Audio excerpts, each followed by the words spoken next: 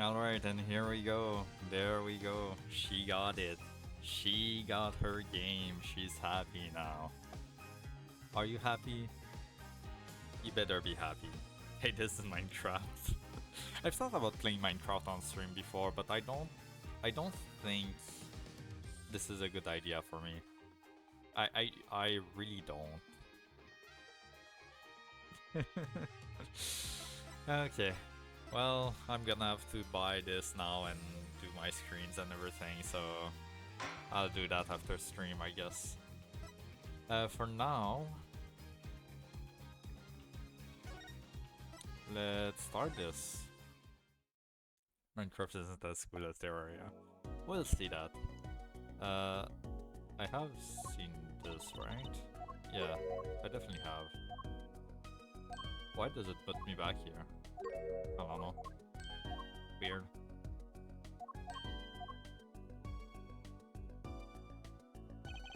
Yeah. Okay.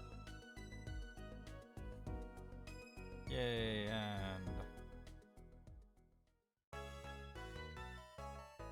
Not sure why... Did that not save? I'm confused. Oh, no, it... Okay, whatever, it's fine.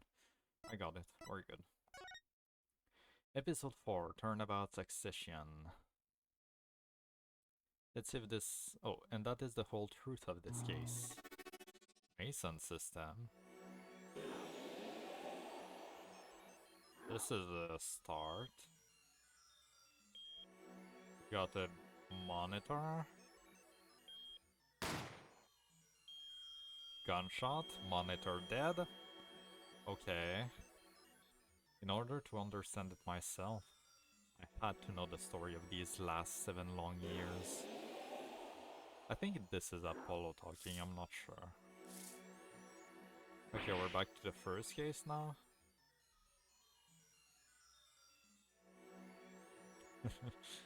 Nothing happens by chance, all is connected.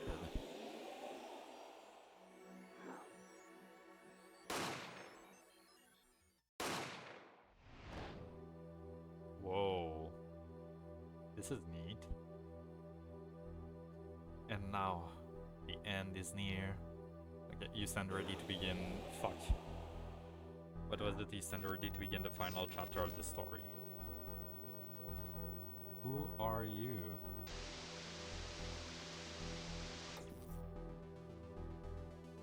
Will the defendant be found guilty or innocent? The decision is yours.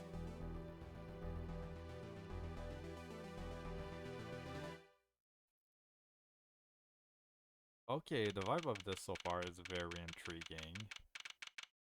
Alright. Interesting. Because I used to play the shit out of Minecraft, so I know like I probably had thousands of hours. Yeah, I also played a lot of Minecraft. The thing with me with Minecraft is that it is so open and I have all these ideas in my head and I just cannot put them in the game. And I kind of stop playing every time because of that. It's so annoying. October 7th, 10:37 a.m. Write Anything Agency. Hey, Apollo, look, on TV. Look! Yeah, I'm kinda busy. Whoa, look at that! The last grammary, alright. Amazing! Apollo, you should be watching this. Ow, what? I was writing about our last case in my journal. Lawyers are supposed to write things in records, Apollo, not journals. That's the reason I don't like Minecraft as much. Yeah, I can see that. And why now? That case was 3 months ago. Hey, it's a long story. I did a lot, you know. I want to vacuum pack the feeling of the moment for later. Right now, I'm wowing the crowd by figuring out how Lemiroir disappeared. That's right, Uncle Balin did that illusion too. But you're missing him on TV right now. I was just getting to the good part. I suppose I should watch a little TV with her. After all, her father's expecting me to look after her while he's away. What you're now seeing is a rehearsal for the greatest magic show on Earth. happening right here at our very own Sunshine Coliseum. The Sunshine Coliseum? Hey, that's where the Gaviners concert was. Only 3 more days until miracle happens here, right before your unbelieving eyes. You can just do whatever you want. I need an objective. I need that many objectives. Yeah, exactly. I mean, I like the freedom of being able to build what you want. The problem is really just that, like, I have this image in my head of what I want to build. I'm just not, I don't have the talent or the knowing how to put that image on the screen. And that's my problem. And like this is something you can learn. I just don't have the patience to learn that. The legendary group Grammarly is performing for the first time in 7 years. Okay.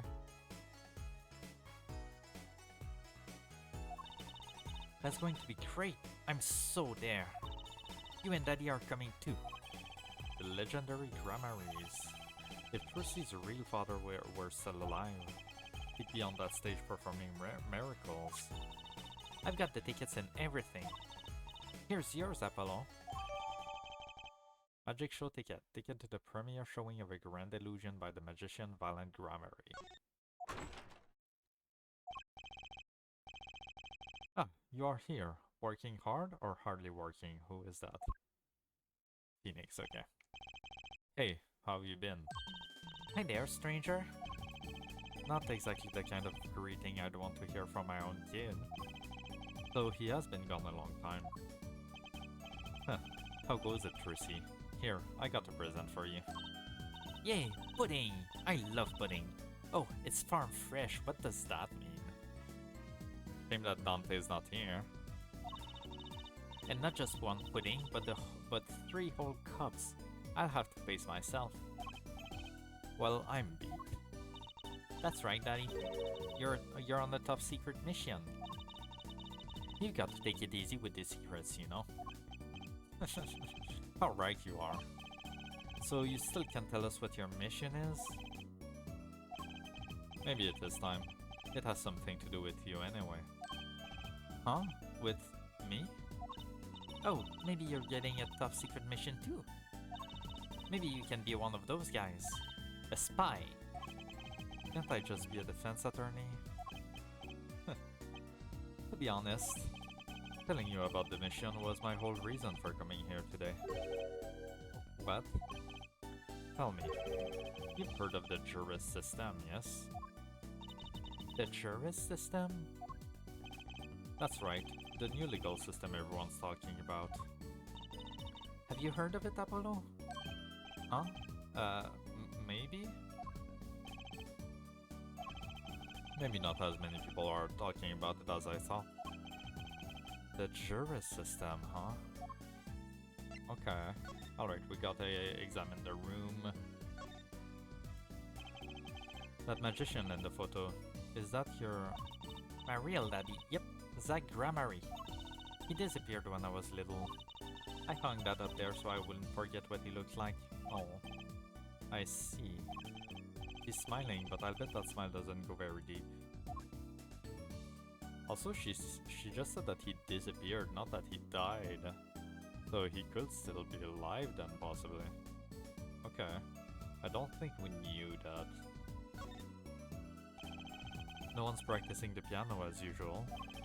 Even calling him a pianist is an insult to pianists everywhere. Okay, Apollo, I'm going to guess what you're thinking right now. Huh? What? Was I making a funny face or something? Ah, I'm so hungry. I'm right? Of course I am. There's no of course about it, you guessed wrong. Besides, that's not what I'm thinking. It's what you're thinking. Ah, how did he do that? You read my mind, Apollo. At least you've got pudding. At least you've got that pudding. That's right. Try not to eat my share, will you?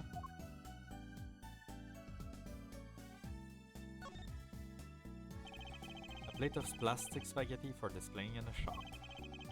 Where the heck does she get this stuff? Want to have a go at that ring, Apollo? No, no, I was just touching it. Come on, there's no need to be shy. Just slip it on. There. Ow. You're way too tense. You gotta loosen up there. The human body wasn't meant to bend like that. Oh, careful there, Apollo. A lot of people run into that table, you know. My client knocked the pot clean over the other day. Why not get a more sturdy table? Maybe the table is partially to blame. There's no maybe to this, that thing is a death trap. Ah, those legal books were left by my mentor. Too bad I gave up the practice before reading them. God damn it, Phoenix. There's quite a few magic books in there too, you know. Those would be truces. You'll remember they're there eventually, I'm sure. For a moment, I thought Mr. Right might do magic too. A scary thought. The plant. It intrigues you, doesn't it? Not really, it's just the only thing in here that doesn't have some secret function. No secrets, but lots of memories. And the name too. Want to hear it? Not really. His name is Charlie, if you were curious. Really, I wasn't.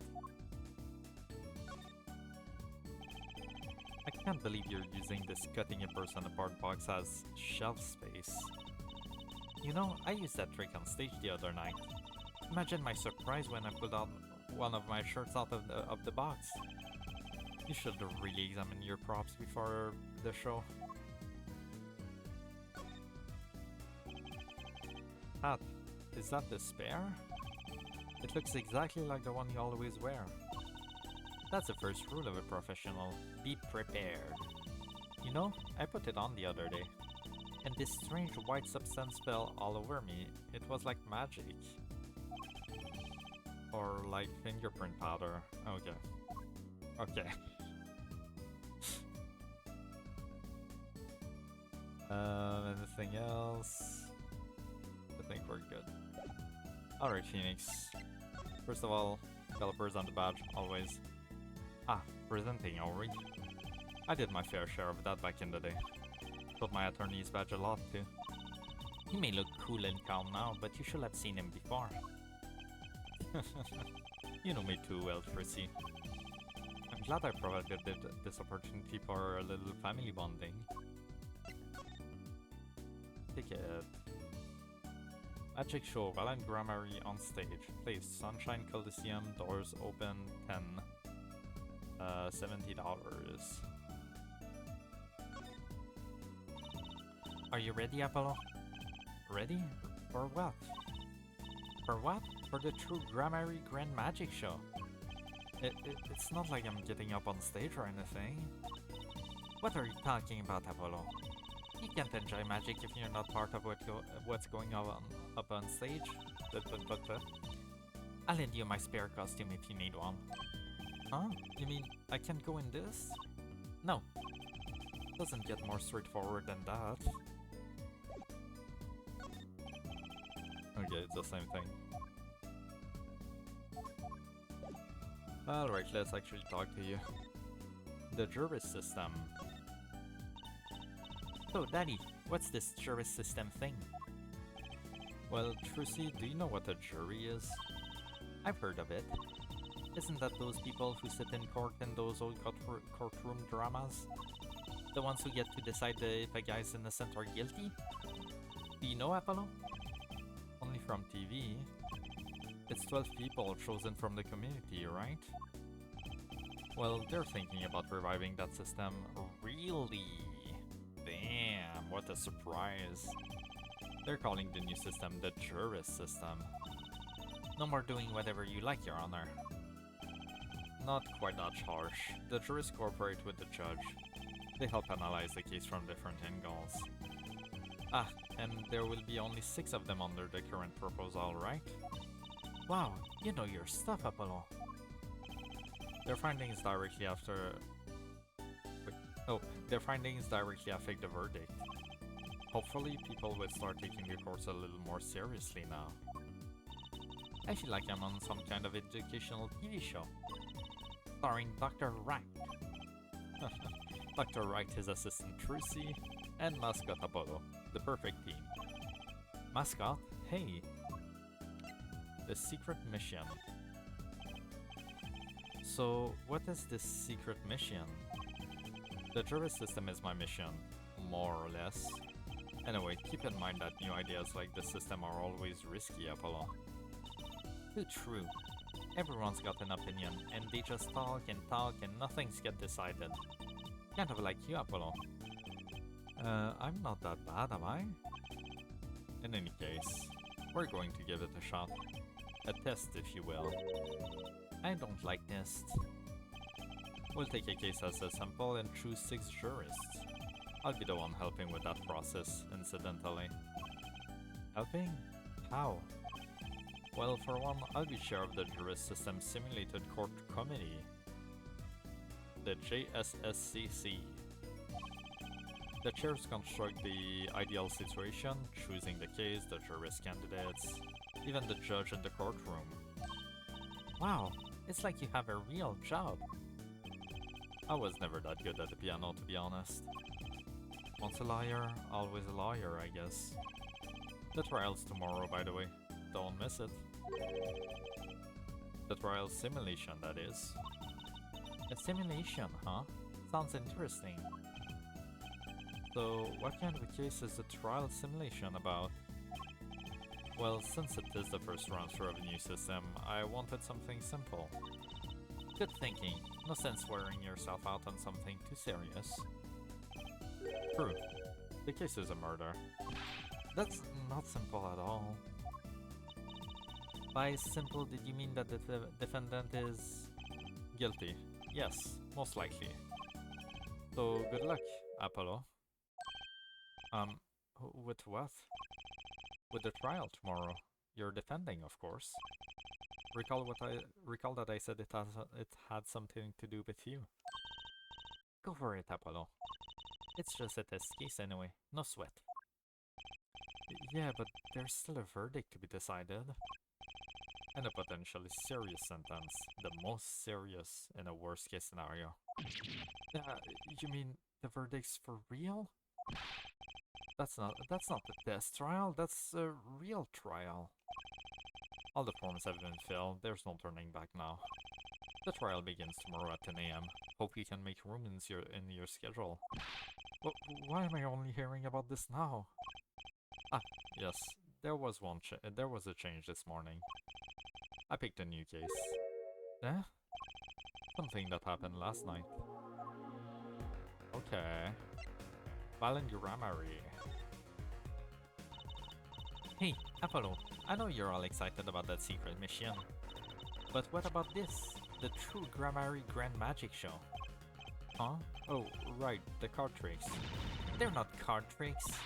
They're grand illusions, miracles, the apocalypse, heaven and earth. So what, that's 3 whole days from now. It's at Sunshine Coliseum. Let's go today. We can say hi to Uncle Valent. Have fun. What? I can go by myself. You know I'm not very outgoing. That's a lie. Okay, Trucy. That's an absolute lie. Right. Why not go with her? But what about the secret mission? Oh, don't worry about that. You'll hear all about it tomorrow regardless. I don't trust that smile. He knows something that he's not telling me. Yippee! Now you can take me to the Coliseum. I suppose it wouldn't kill me to pop over there. Ah, Grammary. That reminds me. What's this, Daddy? Isn't that still cat the Grammary seal? Consider it a birthday present, Trucy. Thanks, it's great. But today isn't my birthday. Good point. What day is it today, Apollo? Huh? Today? I think it's Recycle Your Plastics Day. Then it's a Recycle Your Plastics present. Okay. Okay, Phoenix. Yippee! So it's plastic! I've given up trying to understand them. It's much easier that way. So what is it? Can I open it, Daddy? No. Oh shit, look at his face. What the hell? Huh? You'll need that envelope someday. Someday soon. Don't open it until then. Well, why didn't you just hold it on to it until then? Because that would be the logical thing to do. An envelope from Mr. Right. Do not open until until the time is right. An envelope about the Gramaries, huh?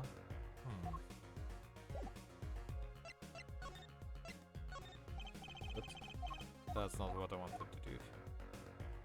I mean, that's fine. I was probably gonna do that anyway, but...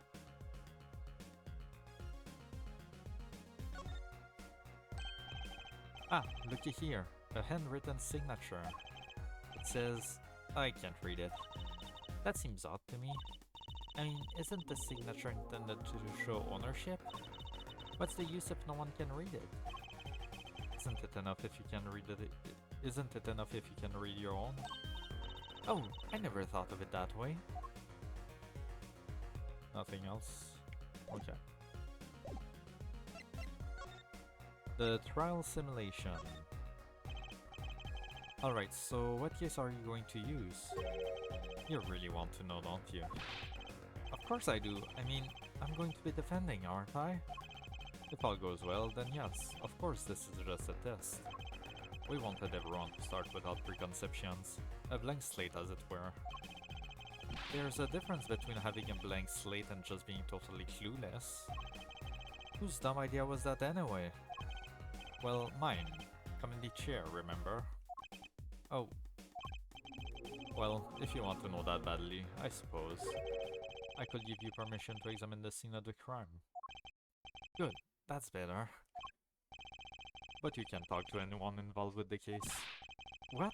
Then how am I supposed to defend? You let me worry about the details there.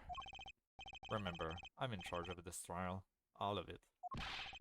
But you don't want it to backfire, do you? Apollo, if I am in charge of the whole trial, that means the entire affair is my responsibility. For good or for bad. Just do what you can. And don't worry, I know what I'm doing. Alright. I'd recommend going down to the detention center. Your client's waiting for you. You can ask about the scene there. But you just said I couldn't talk to anyone involved, that's what I was gonna say. Oh, you can talk to your client. If you can get her to talk. Well, time's a wasting. Okay. I guess we go to the detention center. October 7, detention center, visitors room. That's 20 minutes we've been waiting here. 20 minutes. Maybe I should complain. I'm sure that guard has better things to do than to stand there pretending he doesn't see us. You know, the minute we get angry, the client will show. It always works that way. Like shouting, "Oh, waiter!" and they're standing right behind you. Oh, guard! Is our client going to be much longer? What are you talking about? Haven't you already started the meeting yet? Huh? Oh, hello. Where do you come from? Well, anyway, please have a seat. Okay, interesting. Fuck, I forgot to get water before stream. I might pause in a little bit to get some. Okay. I'm nervous, Apollo. It's the silence. It builds suspense. Why don't you do something, Percy? You're a magician, aren't you? That's right. Okay. God. Hi, I'm the amazing Mr. Hat. Oh. Oh no. Yeah, she passed out. Miss Magic Underwear might have been a better bet. That's magic bandies, Apollo. There we go.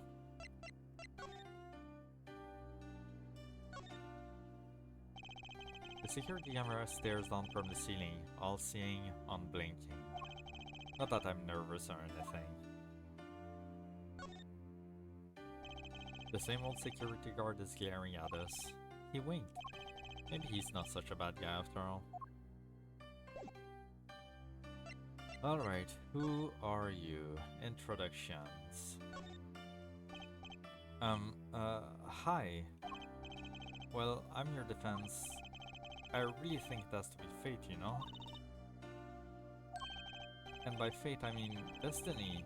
Did you know I'm good with astrology? What? Why does that matter? What? What do you... what? Tell me, what's your sign? Apollo, what are you doing? I can tell you mine if you'd like, Apollo. No, never mind. I just got carried away there. It seems that I seem destined to get difficult clients, it seems. Your name? So what's your name? Still no answer. Oh, right. I'm supposed to introduce myself first. I'm Apollo. Apollo Justice. I'm Tracy Wright. I know. This is getting nowhere fast. Okay, still nothing. The case. Hey, I know. Maybe you can tell us what happened. I'm your defense attorney after all. I can't tell if she's standing right now or if she's just really tall even sitting down. I legit cannot. I think she's supposed to be standing. But yeah. Anything out of the ordinary happened lately? Well, the other day this tourist from out of town stopped to ask me directions. Later to see. I feel like I need to ask directions myself here. Well, that was fruitless. So I think I understand despair a little better now. That's depressing. You did good, Apollo. There we go. Something. A hand. Look, she's doing her nails. What? Are nails more important than defense? Is that it? Let's go, Tracy. Excuse me. Could you... could you read this? Sure. I feel like a teenager on a first date. And this is the love letter we passed from desk to desk at school. Stop looking so wistful and read it, Apollo. It's a business card with a name and an address. The name is Vera Misham. The address is for Drew Studio. Vera's card. Defendant business card. The address for Drew Studio is on the front. And you're giving me this card because... probably the scene of the crime if I had to guess. Well, looks like we're finished here. I wonder if Drew Studio is the scene of the crime. Let's go find out.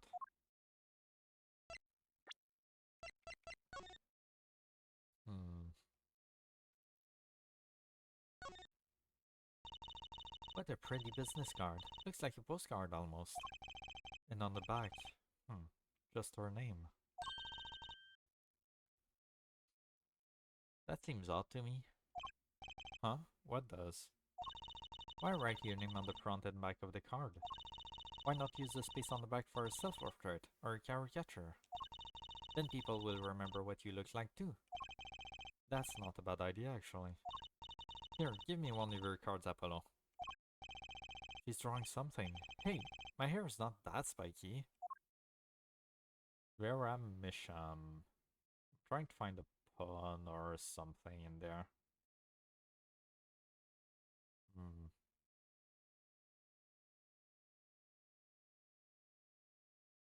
I'm not sure. Okay. Do I want to go straight to Drew Studio or to the Coliseum? I think we're going to go to the scene of the crime. Or what I imagine it to be. Ooh. October 7, Drew Studio. Wow, it looks like a studio.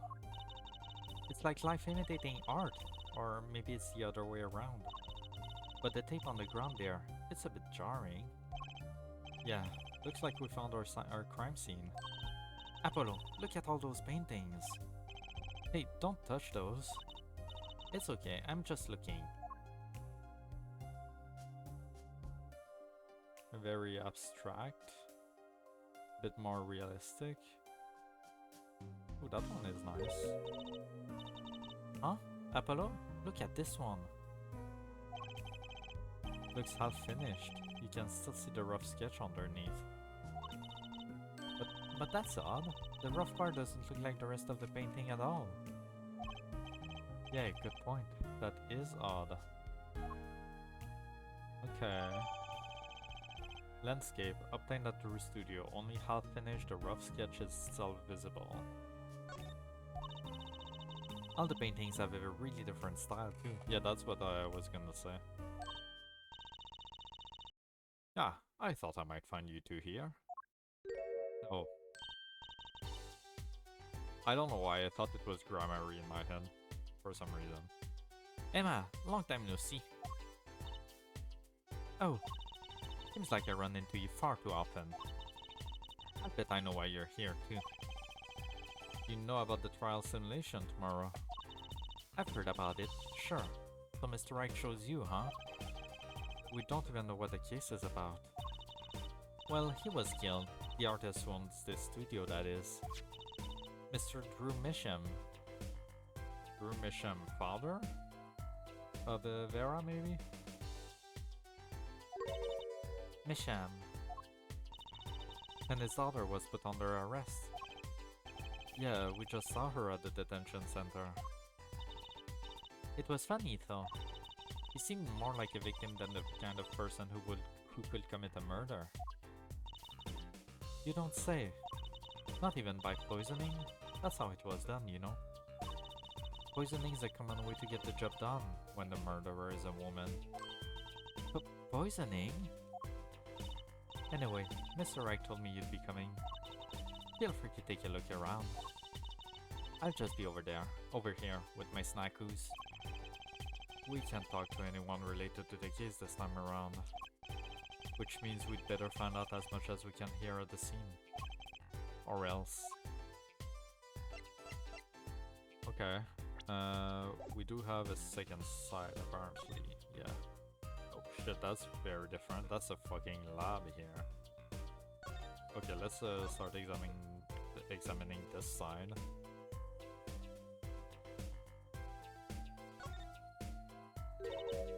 Hey, there's a painting hidden back here. Hey, you're right. What if it's embarrassing somehow and he didn't want anyone to see it? You certainly seem pleased by the possibility. Oh, it's the same one. Huh, it's so normal. That's hardly something to get mad about. Huh? What is it, Apollo? Well, doesn't this painting look like... Never mind. Yeah, that's weird. I'd better get a professional opinion on this. Found at your studio, notable for the large plum in the foreground.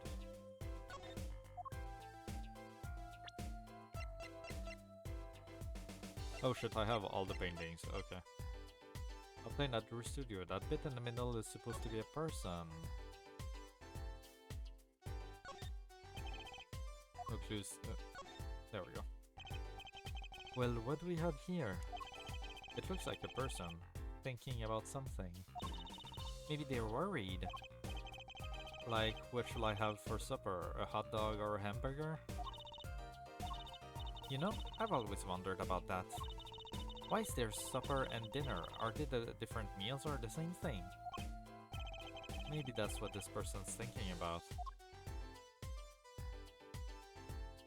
Nothing else? No. Obtained at your studio, an undersea scene in vivid colors. Is that a pufferfish? Apollo, that's clearly a porcupine fish. They're not the same thing? Porcupine. Is that really called a porcupine fish too? I did not know that. You know what gets me? They've got all these needles, right? But what's protecting that tough spot on the lower belly there? Nothing. Must remember to keep Trucy away from small round fish.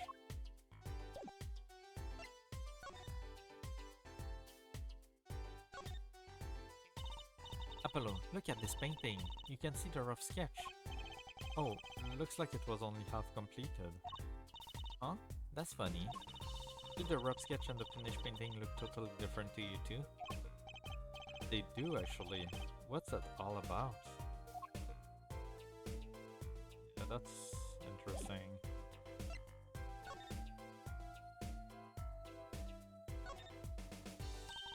Hey, Apollo, this painting, I know it. Huh? Really? It's that story where the old woman is doing the wash in the river. And this giant fish comes floating on down. That might possibly be the strangest thing I have ever heard.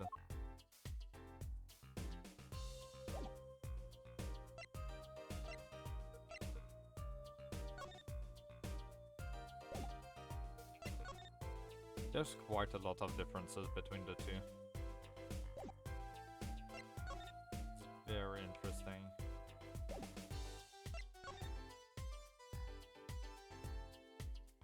A lot of it is the colors and the shading, and also the sky is very different. Huh. I'm not sure what that means yet. It's intriguing. Vera Misham, the defendant, accused of poisoning your brother Drew Misham. Drew Misham, painter known for his illustrations, poisoned at Drew's studio. Okay. Alright, let's keep checking. I imagine this coffee cup was for guests to use. Guests?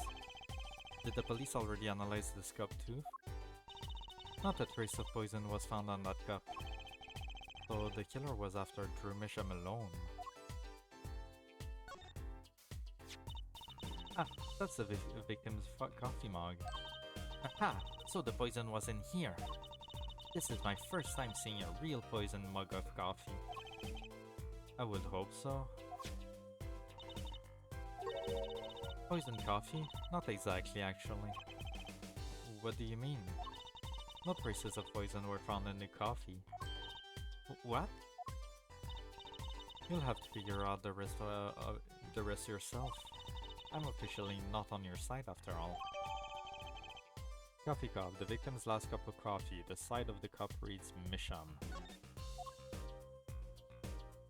Okay.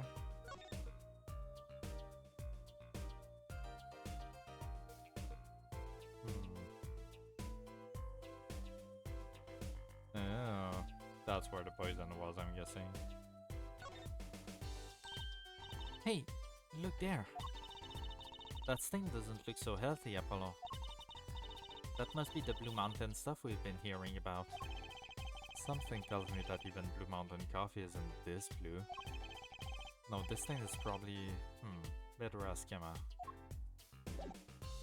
Okay.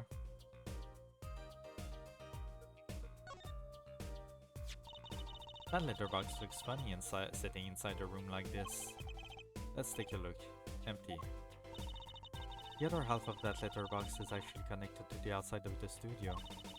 Mr. Misham will put his letters in here, and the postman took them away. Impressive that someone still writes letters in this day and age. Or wrote, rather. I wouldn't mind taking a closer look at those paintings. I just love oils. You know how how they're so thick? Is that the word? These paints are all dry. I'm just surprised at how different these all are. Yeah, and what's going on with this half-finished one? It must have been a work in progress. You can still see the rough sketch below. That's what's so weird.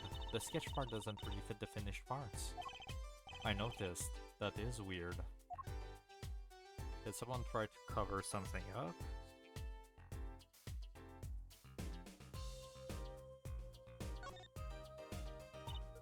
Ah, Apollo, that's where the body was. That's the spot where Mr. Drumisham passed away. He put the coffee mug to his lips, and the next moment, there's quite a bit of paint on the ground. See that half-painted painting there? He must have been working on that right up to the moment he died. Wow, a true artist to the end. Or maybe he started it a year ago and was procrastinating. Okay. Is that it for the side of the room? I think it is. Alright, let's see what the fuck is going on with the other side of the room. What is this? Let's take a closer look at this desk here.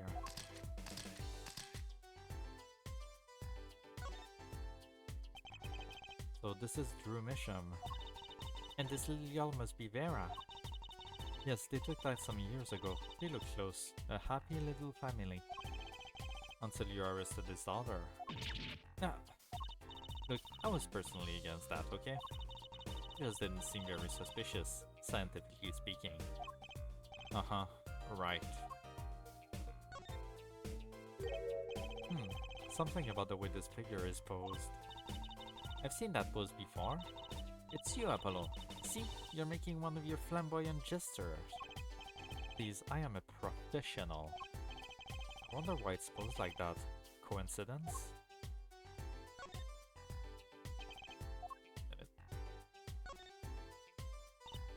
Hey, Apollo, what's this feather thingy? Isn't that a pen? Like an old-fashioned quill pen? But it doesn't have a pointy end. That was most likely for sweeping the detritus of the desk. Wow, you sure know a lot, Emma. Bold and scientific, that's my motto. Exactly what about that was bold or scientific? Is this a journal? Wow, talk about a clue. Let's read it. What is it, Apollo? He didn't write the name of the killer, did he? It's new. He didn't write a single line. Ah, you had me going for a while there. Oh, cute. Look at the tiny frame, Apollo. Tiny is right. That thing is barely 2 inches high. What picture would fit in that? None, apparently. It's empty. There's no glass in it either. What's it doing sitting on the desk? This is a lesson for us all. Be sure to check the size of when you buy frames. Okay.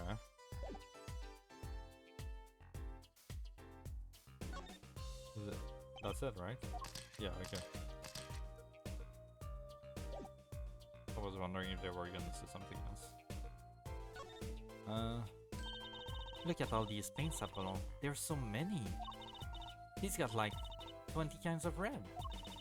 We could repaint your suit, Apollo. How about this shade of green? That'll be enough of that, thanks. What is all this equipment here for? It doesn't look very artistic, really. He had everything from a lathe to a laser cutter. Looks like he was ready to work on metals and woods too. So his equipment's a bit old to tell the truth. Why will the painter need all this? From the dust, I'd say he hasn't used this stuff for years. This corner doesn't fit with the rest of their studio. Oh, do you think I could borrow this? I want to cut a quarter in half to make a 3 coin. This is a crime scene, Trucy. But these cost like $50 at the magic shop. Okay.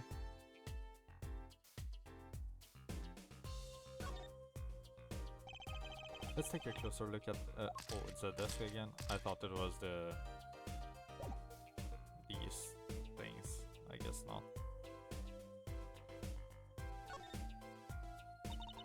Is this desk for painting, Apollo? That would be a drafting table. Drafting? Basically, it's a tool for making precise diagrams. Wow, painting is harder than I thought. Why would the painter need a drafting table? Was he an architect too? That's what I was gonna say. This is more like an architect slash engineer kind of thing, right? Yeah.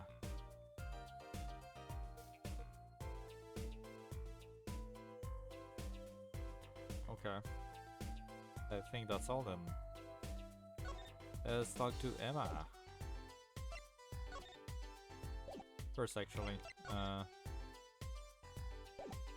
Never mind. Let's talk to her. I'll present some stuff after. The victim. So, this, Drew Mission was some kind of artist? Apparently, did a lot of illustrations for books, I hear. Had a lot of female fans too, for what it's worth. Oh, well, I guess this stuff is kinda pretty. Like that oil painting over there, for instance. Yeah. That wasn't one of his illustrations, actually. Huh? So it was a standalone painting or something? Is that what she means? He was an odd bird, Mishan. Hadn't shown his face to anyone until the end. What do you mean, to anyone? He was always locked up here in the studio, apparently. His only connection to the outside world was through letters he'd put in that letter box there. Letters? Do people still write letters? What do you mean, Apollo? I mean, when was the last time you wrote a real letter? Don't most people use email and stuff these days? Not Mr. Mission. Couldn't stand technology, it seems. He did everything by mail. Maybe he thought that way was more artistic, you know? Drew Misham's contact with the outside world. It's empty. In any case, the only person besides him allowed in here was his daughter, Vera. Oh, you mean the killer? The suspect, please? We took some fingerprints, of course. The only ones found in the room were Mr. Misham's and Vera's, basically. Basically? Actually, last night, Mr. Misham gave an interview to a reporter for the first time. It happened during the interview, apparently. His first interview ever? Could you tell us a bit more about what happened the night of the murder? The defendant. So this woman, Vera, she's Mr. Misham's daughter, right? Yep, a real sickly girl, ever since she was little. Hardly ever went outside. She did kind of give off a withdrawn sort of aura. She was homeschooled by her father, apparently. It was quite a scene when they took her to the detention center. She was screaming about how she died. They took her outside. That does sound like a scene. In the end, she agreed to leave if she was allowed her good luck charm for company. Her good luck charm? Apparently she has this charm that magically gives her the courage to go outside. Why can't I ever get a normal client? But why would a shut-in daughter kill her own dad? Don't look at me. So, about the poison, it was found to be in his coffee, right? No, not precisely. Not precisely? What does that mean? It means see for yourself, I think. The night of the crime. Like I said, last night was the first time someone from the outside came into this studio. I guess mysterious painters who never go outside make for good articles. And it just so happens that he died the night of his first interview. At around 9 PM every night, Vera always made him a cup of coffee. Dude, that I cannot get over that hair. That night he drank his usual coffee and suddenly became violently ill. And died? She poisoned him on the night of his interview? Wouldn't the reporters see? He wasn't near Mr. Misham when she brought her father his coffee. He was checking out some equipment in the back of the room. Supposedly, that's why she didn't notice he was there. It was the reporter who called the police, in fact. Wait, but why is she the suspect? If anyone is suspicious, it's the reporter, right? Yet the reporter never got me near Mr. Misham's coffee. Okay. Even Vera acknowledges that. Regardless, I want to know more about this reporter. Forensic science. I bet Emma could help us out here. Don't forget, flattery will get you everywhere with her, Apollo. Huh? What are you two whispering about? Well, I was thinking... I mean, what is it we always do when we run into yet a crime scene? I just realized my camera is really low. There we go, that should be better. What is it we always do, scientifically? Ah, you know me too well. Okay. Okay, meaning we can get, scientific now? Oh, I suppose. Just this once. Bring me anything you find suspicious and we'll check it out. Okay. My badge, very suspicious. Emma, I was wondering if you could take a look at this. Hey Ralph. I'm a detective, you can just ask me any old thing and expect an answer. Think you need a little more for the scientific event, somehow, okay. Let's do the wheel. There we go. What do we get today? Last night was 1,000. Can we get even more than 1,000? No. We get half of that tonight. Alright. That's still not too bad. That's a good average for this week so far. Okay. For that I'm gonna knock off like 200 of the...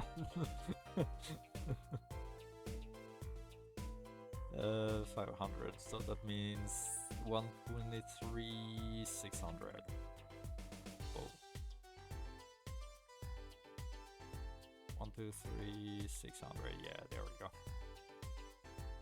Alright. Someday I'll get the 10k. I'm always waiting for it, yeah, same. Oh. Do you want to see this? I doubt it, yeah. I'm just gonna present everything, but I doubt there's gonna be a whole lot in there, except for the mug.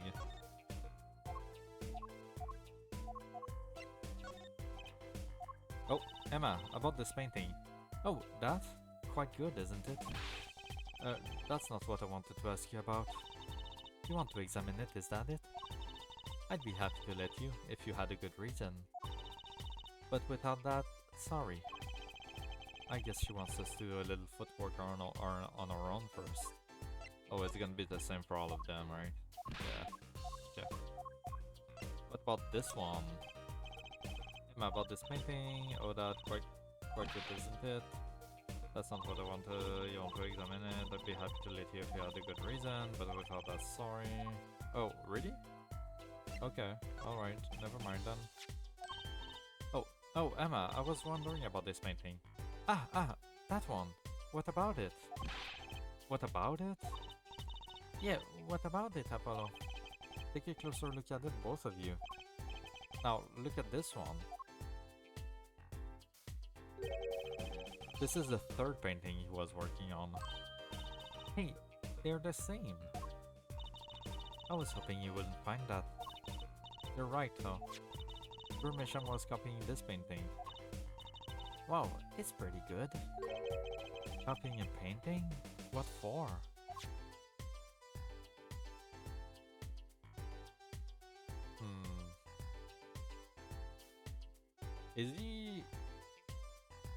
Is he a fraud? Does he just like copy other people's painting? Because Emma already said that that was not one of his paintings. Interesting. Doesn't have anything more to say about it. Hello, Camnick, welcome back. How is it going today? Coffee cup. Hey, what the hell? Phone, are you good? Why do you fall randomly for no reason?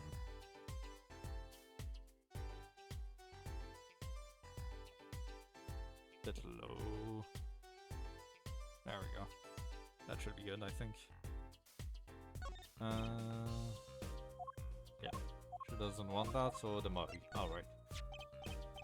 Emma, about this mug. There's a pale blue residue on the rim. Ah, that. Yes, well, it's just a rumor. But I've heard there's a kind of coffee called Blue Mountain. I'm pretty sure it isn't actually blue, Emma. Ah, right. Okay, you got me. That's leftover from my testing spray. Forensic science. I knew your hobby was behind this somehow, Emma. It's not a hobby. So, what kind of scientific stuff were you up to? The spray, that's what. It turns blue when it touches poison. So the poison that killed the victim was on this mug. That's right. See? It wasn't in the coffee. The killer applied it to the rim of the mug itself. Wow, science is amazing. It certainly is helpful.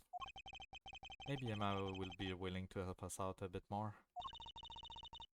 You should try buttering her up, Apollo. They say flattery will get you everywhere. It's certainly worth talking to her a bit more. About poison analysis. I was afraid you were going to ask about that. See, this solution is used to test for atroquinine. Atroquinine, the deadly poison found in the autopsy. Oh, I know that spark in her eyes. She's getting excited. Best thread likely. It's one of the most virulent poisons, but it is absorbed into the body astonishingly slow. It takes at least 15 minutes from the time of ingestion to adverse effects to show. Oh, and guess what? Recent research has shown that's fine, really. We don't need to know all the gory details. I think I get it. You just spray this stuff on something you want to test, right? Precisely. You can find even the slightest trace of poison with this. I want to try too, Emma. Pretty please? You don't have to ask twice. I already used it on everything suspicious, of course. Yay, let's give it a whirl, Apollo. Ah, what are you doing? I was just seeing if I got a reaction off of you. How's this for a reaction? Never do that again. I'm not poisonous. Tell that to those hapless witnesses on the stand. Let's just get down to checking for real poison, shall we? Ooh.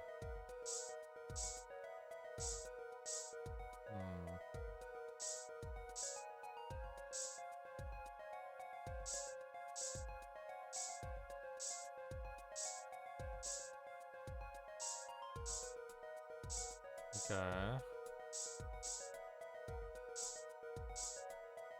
Doesn't seem to be on the paintings.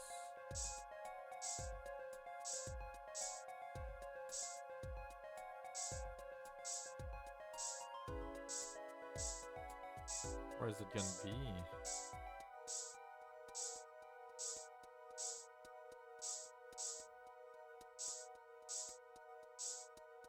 Yeah, the delay between each spray is kind of annoying a little bit. Where is it supposed to be, though?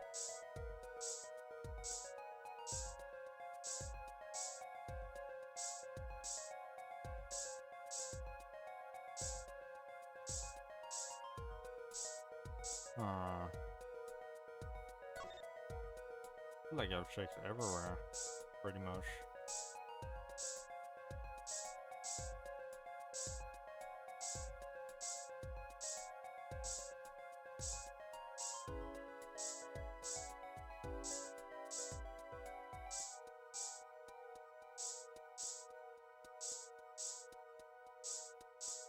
What am I supposed to spray exactly?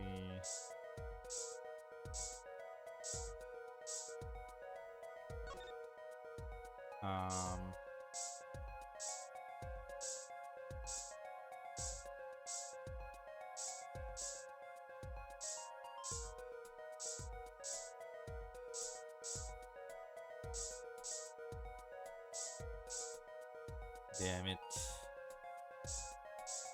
Fucking bots. Theorybot, do your job. What are you doing? There we go.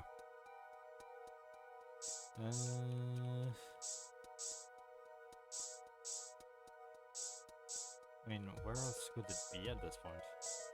What have I not sprayed yet?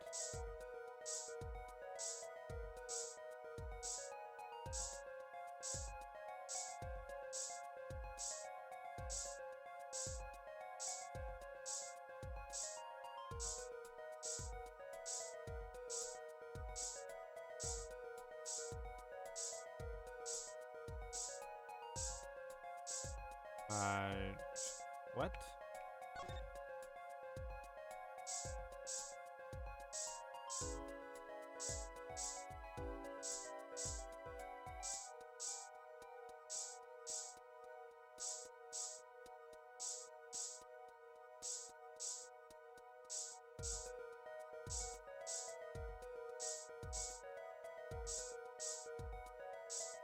Is there just nothing? Wait, I can go back. Oh, too bad, no reaction there. Was there just nothing? Okay. Oh, okay. Fuck me. That's why. I was... okay, whatever. I'm sure Emma checked out all the likely spots. Wait a second. What is it, Apollo? Did you spray that little desk over there? Wait, what? I don't think so. The spray probably can't reach that far, you know? Let's check it out just to be sure.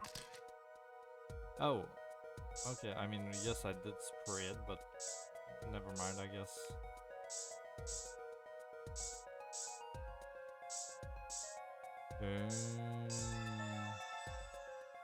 What is this again? Yeah, a reaction, Apollo. Ah, where? The inside of that cute little frame. Look. Well, will you look at that? Nice going, Trucy. I'm known to work magic. Never mind that I was the one who found it. Tiny frame measuring 2 inches by 2 inches, bears traces of deadly poison atroquinine. Tiny frame added to the court record. Why would the inside of that frame have poison on it?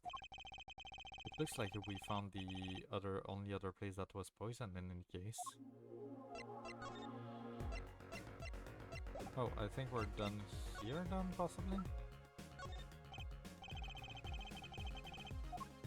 Yeah, I think we're done here then. Okay then. Wait, I can let me just examine this properly. Oops. Looks like you have to take this back part of the first to put a photo inside. It will have to be a really small photo to fit in there. True, and that pale bluish stain. Why would there be poison on something like this? Well, there's one obvious reason. Whoever puts poison in the coffee rubbed a bit on here too. That's not very obvious, Trucy. I mean, there is some logic to that. The reporter was on that side of the room, Emma said. So there is that. Okay, I think we got everything here done. If we go back to the detention center, is she gone? October 7, detention center, visitor's room. Ah, you're here to see Vera mission? Yes, that's right. She's in the medical office at the moment. Medical office? Is she okay? She's just lying down. Said she didn't feel so good. I'm sorry, but I can't allow any meetings at the moment. Most annoying client ever. Guess we should come back. Alright, fair enough. Hey Phoenix, do you want to see all I've got so far? Nothing there.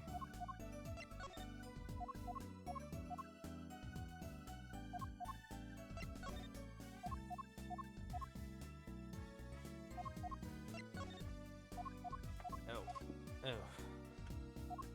Yeah, I don't think he's interested in anything.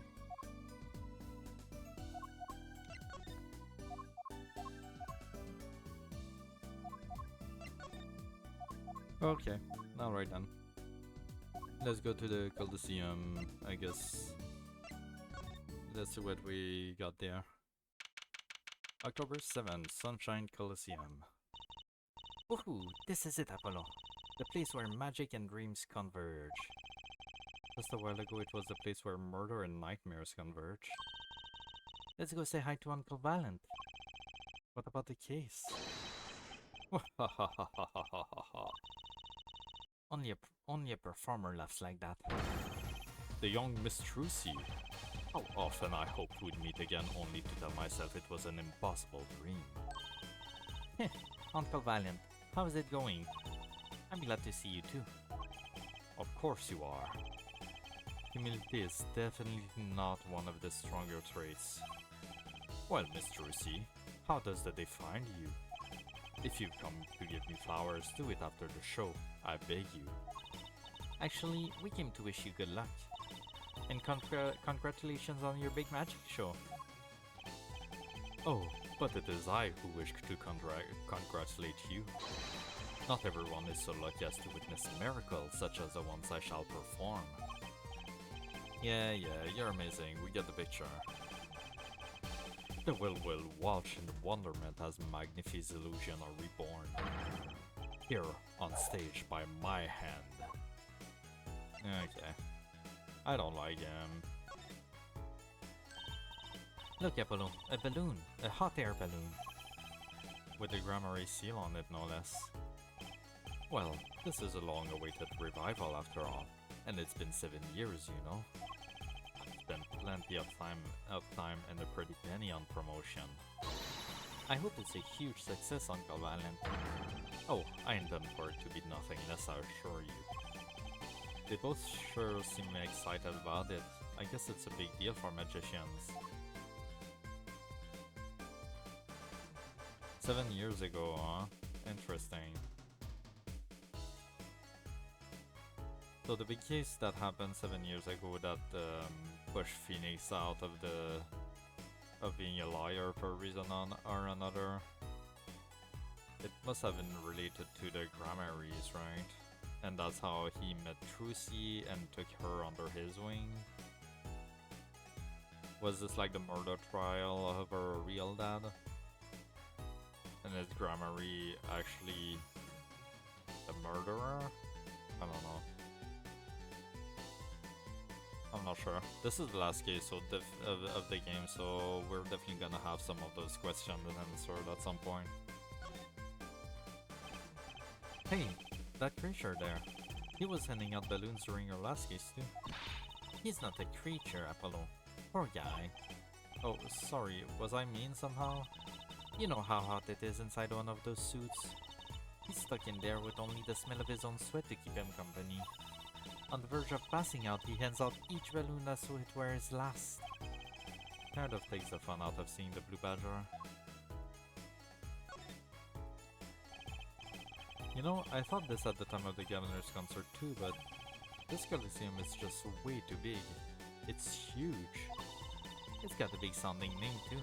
Sunshine Coliseum, was it? Ah, ha ha ha ha. Would you like to hear what the grand finale of the show in 3 days will be? What? Really? Yeah. The grand finale will be nothing other than... Don't tell me, you're going to make the Coliseum disappear, right? No, oh, oops. Looks like I was right. Apollo, I can't believe you'd use your powers of perception on something like this. It was just a wild guess, really. Okay. They've changed the sign since our last case. It was all Gaviners back then too, wasn't it? I hope nothing bizarre and mysterious happens this time. But it shall. Why, the show itself will be bizarre and mysterious, I assure you.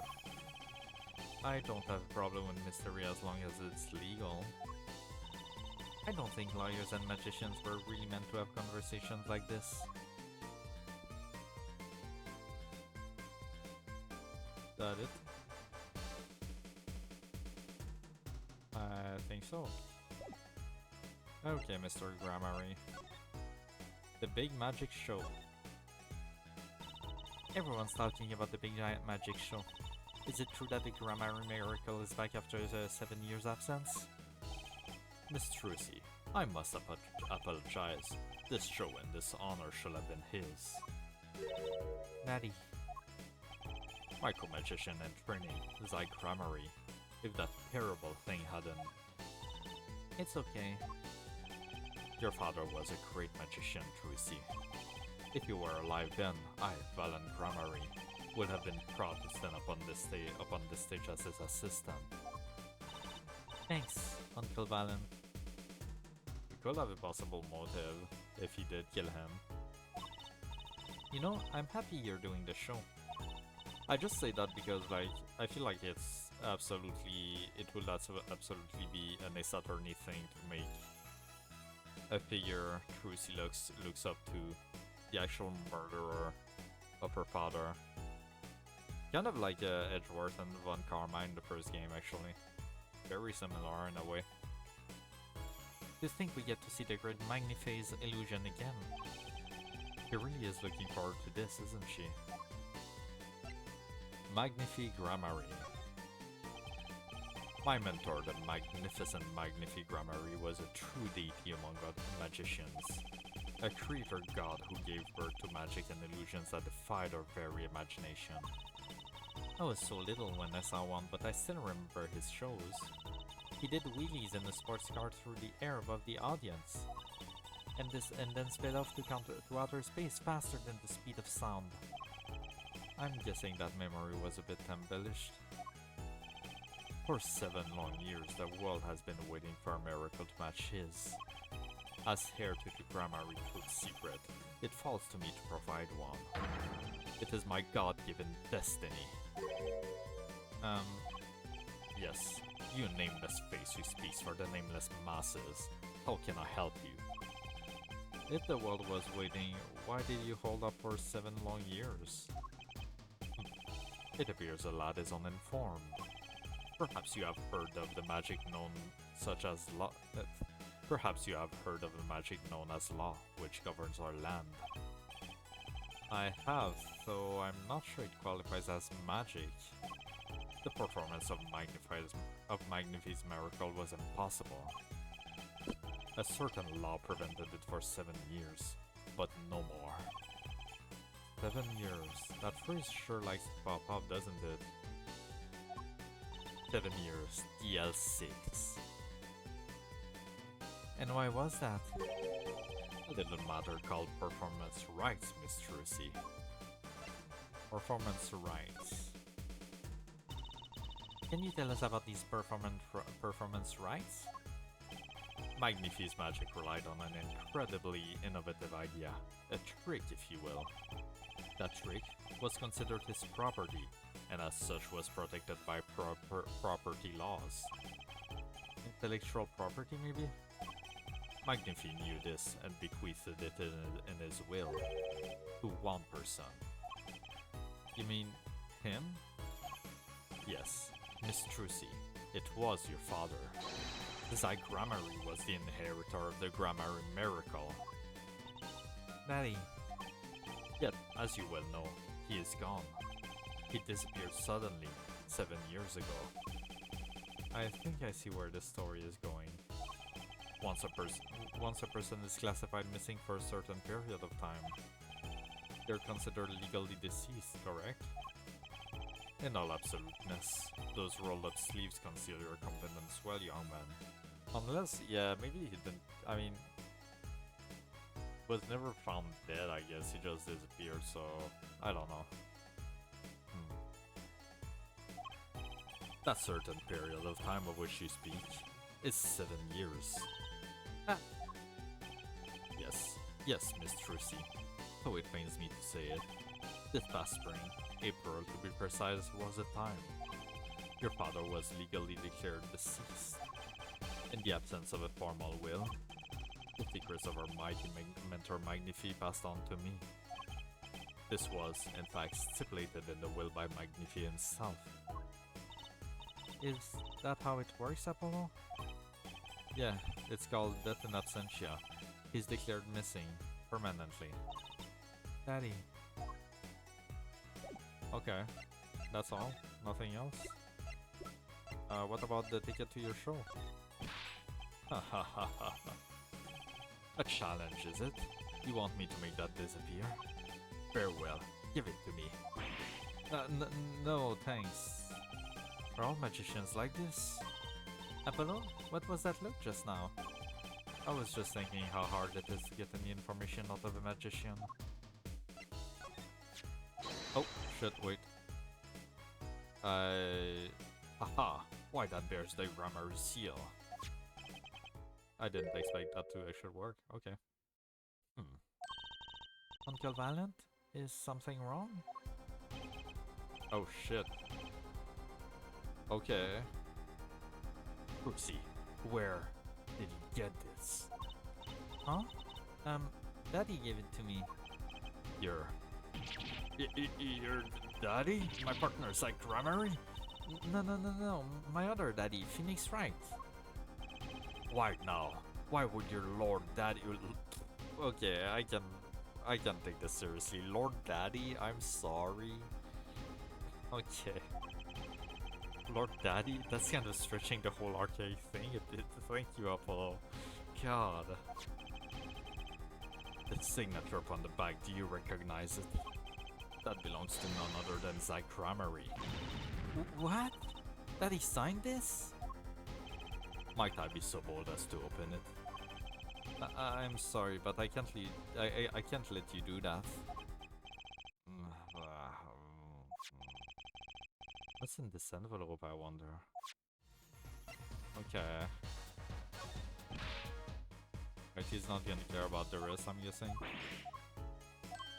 I'll try just in case, the paintings maybe, but I doubt it.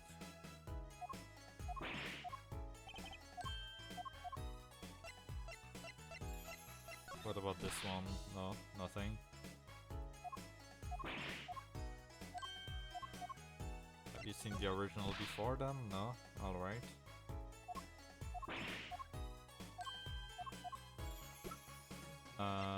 What about this? No? Okay. Yeah, I didn't think so. Alright then. I don't think there's anything else here. Oops.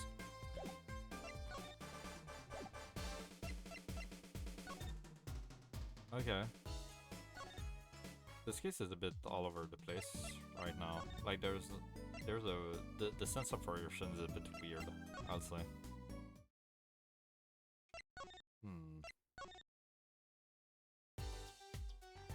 Have I missed something somewhere?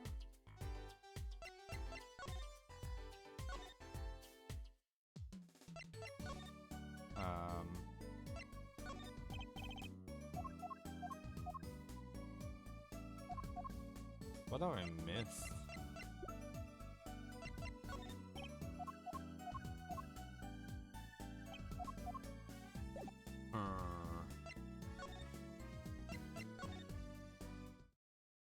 Did I miss anything here? That shows the table.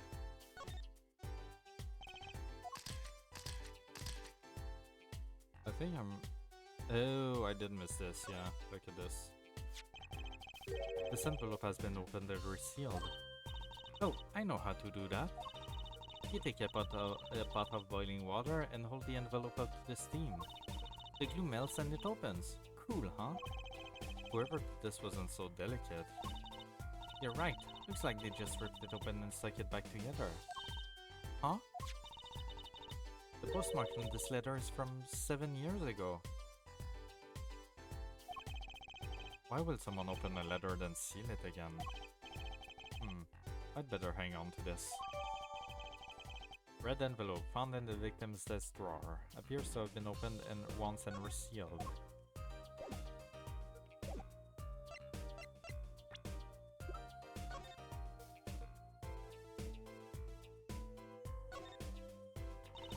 Apollo, look, it's been opened once here. You're right. I wonder if there's some way we can see what's inside. Will I try to get it open and stick it back shut? Let's not tamper with the evidence, shall we? I've got a better idea. Emma, let's ask her. Okay. Present this. Oh, shit. There we go. Emma, about this. Oh, that. Yes, white, that's a bright red envelope. He sure is jumpy. Oh my god, is she the one that opened it? Someone opened this, didn't they? My lips are sealed. Your lips are sealed? That's a first. You mean, you know what's inside the envelope? Sure, I read it after all. Ah, you mean you were the one who ripped this open? Huh, please. I would have steamed it open. But she did sneak a peek at it, apparently. Note that I have a powerful weapon on my side. Weapon? Yes, the use of tools. Highly specialized tools for information gathering. Tools I wouldn't mind getting my hands on. You should try flattering her, Apollo. They say a little praise can open big doors. Never heard that one, but it's good advice. Let's try talking to her some more. About that envelope we found. I was wondering if you could help us out with that tool you were mentioning. You want to know about my tool, do you? It's called an X-ray analyzer. X-ray? Like the X-rays you get at the dentist? That's right. At least that's what I call it. Huh? It has a real name, but it's much more complicated. The X-ray spectralization. Something. How am I supposed to remember all that? So basically it lets you see inside things, like envelopes. That's right. You're sharp, Lucy. But it's a bit more complicated than that in practice, of course. Actually, to tell the truth, I'm not really sure how it works scientifically. Can I try it out, Emma? Please? Oh, I suppose. Of course, I've already checked out everything suspicious myself. Alright, let's give it a spin, Apollo. Oh my god. Yeah, what are you doing? Oh, just seeing if I could see through your hair. But it's like lead. Point that thing at me anymore and it might all fall out. Then I would need an X-ray machine to see through it. Let's just get down to business, shall we? Right, let's test it on a sample first. It just so happens that I have a lottery ticket here. Fuck. You set the sample in the device like so? I don't see anything. Patience, there's no need to get all antsy. Look at the right side of the screen. That's a layer view of the envelope. Layer view? You've got it set to display the outside of the envelope now, see? Actually, it's quicker to just have you give it a try. Turn that dial with the sticks for me, would you?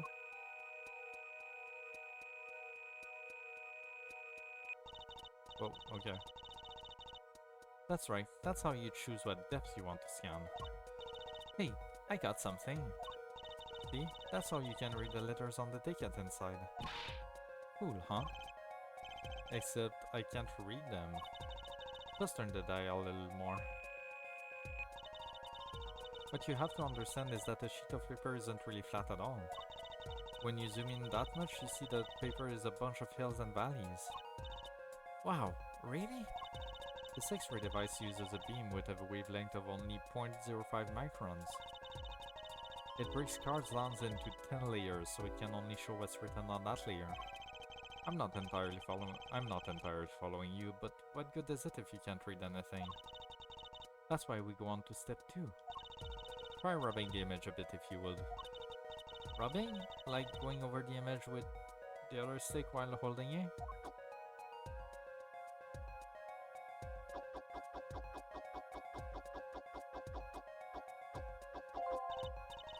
There, that fixes the image on the screen. Now turn the dial again just a little. Good, now you can rub this image to fix it too. Hey, I get it. We just keep doing this until we got the whole thing. Exactly, not bad. Neat, let's do some more. Okay. This feels very... This feels a lot for not much.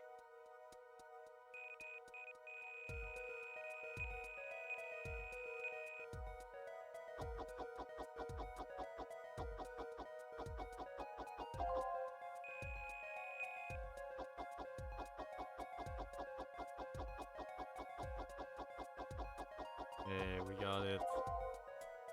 Not yet. Almost though.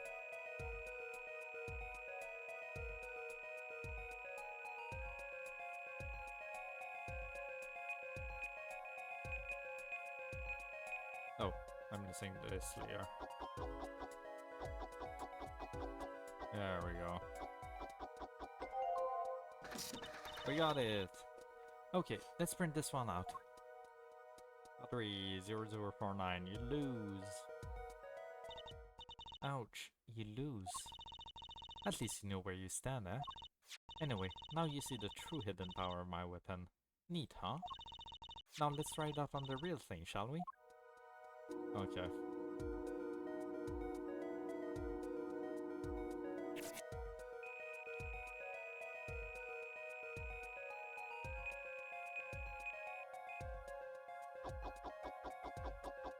Alright, let's do this.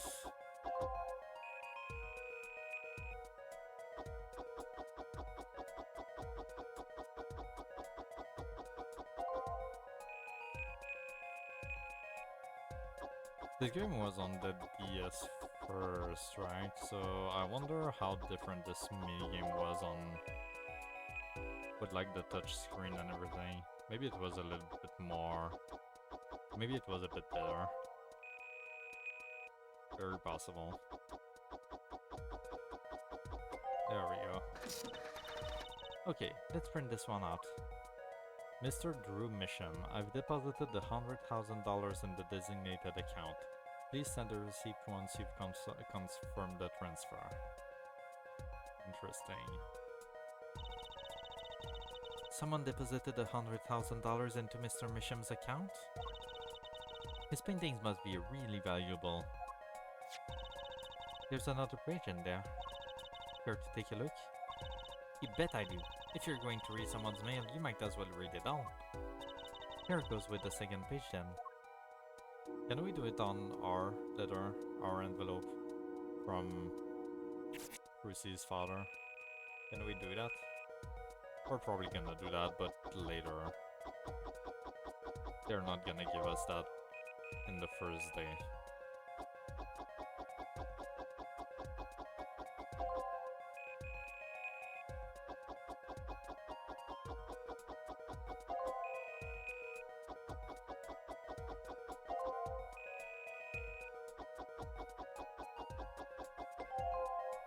There we go.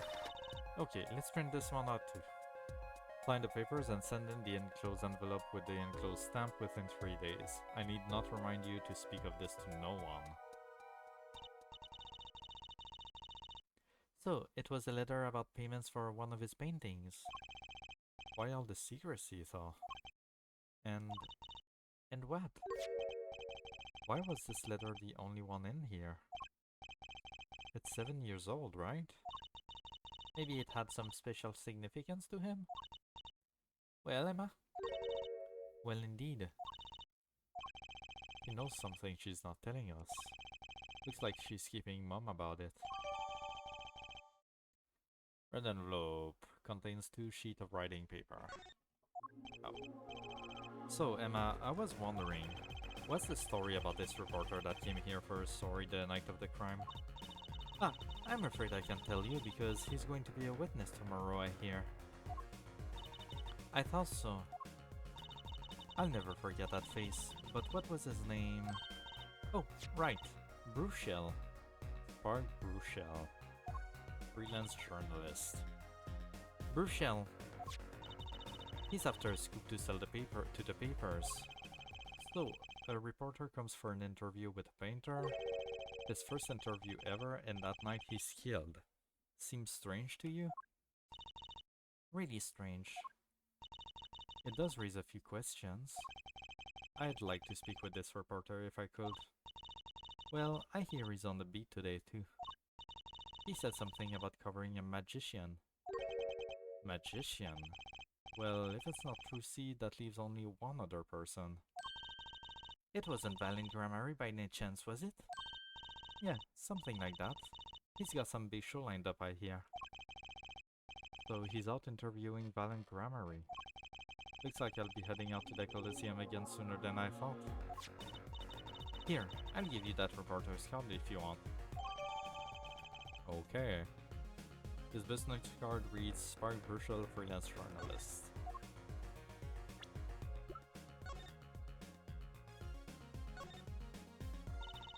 I guess you gotta have a good business card if you work freelance. Really, what's this? A camera lens finder? Do reporters take photos too? I guess if he's freelance he'd have to. Maybe you should try being a prosecutor and a defense attorney. You'd always win. Why don't I become a rock star too while I'm at it? That shade. That shade. Okay, back to the Coliseum, I guess. Or not. Unless present. First, this. No, nothing.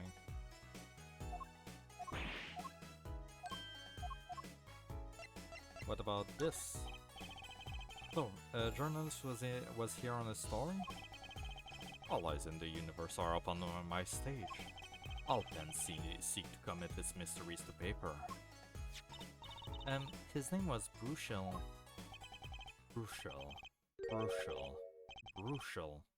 Bruchel. I think he remembers him. He doesn't look too happy about it.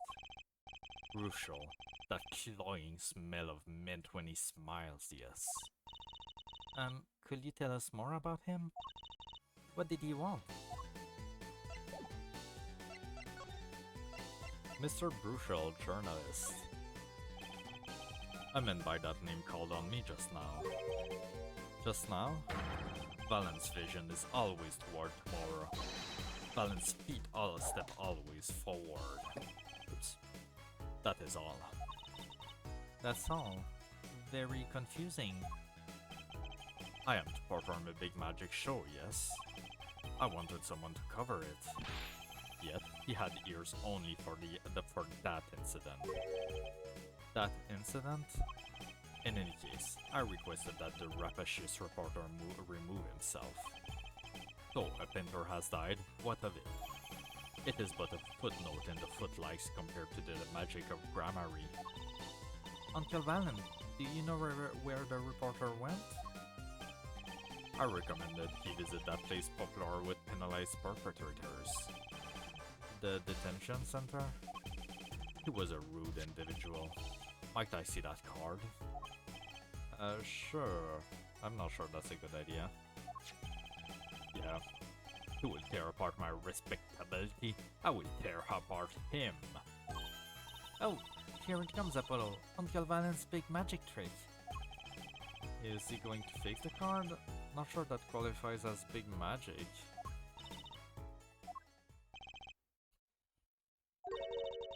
What happened to the big magic? Is it not more miraculous for it to stay ripped? Must have really not liked that journalist. Now the time has come when I must return to make my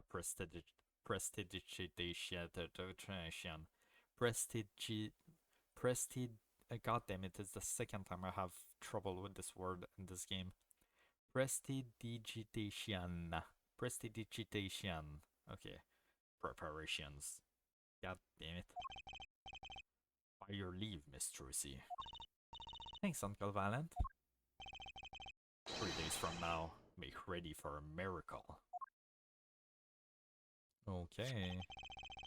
What do you think that journalist was after? And why did Valent react like that to this envelope? I think it's time to pay the detention center another visit. Yeah, I guess so.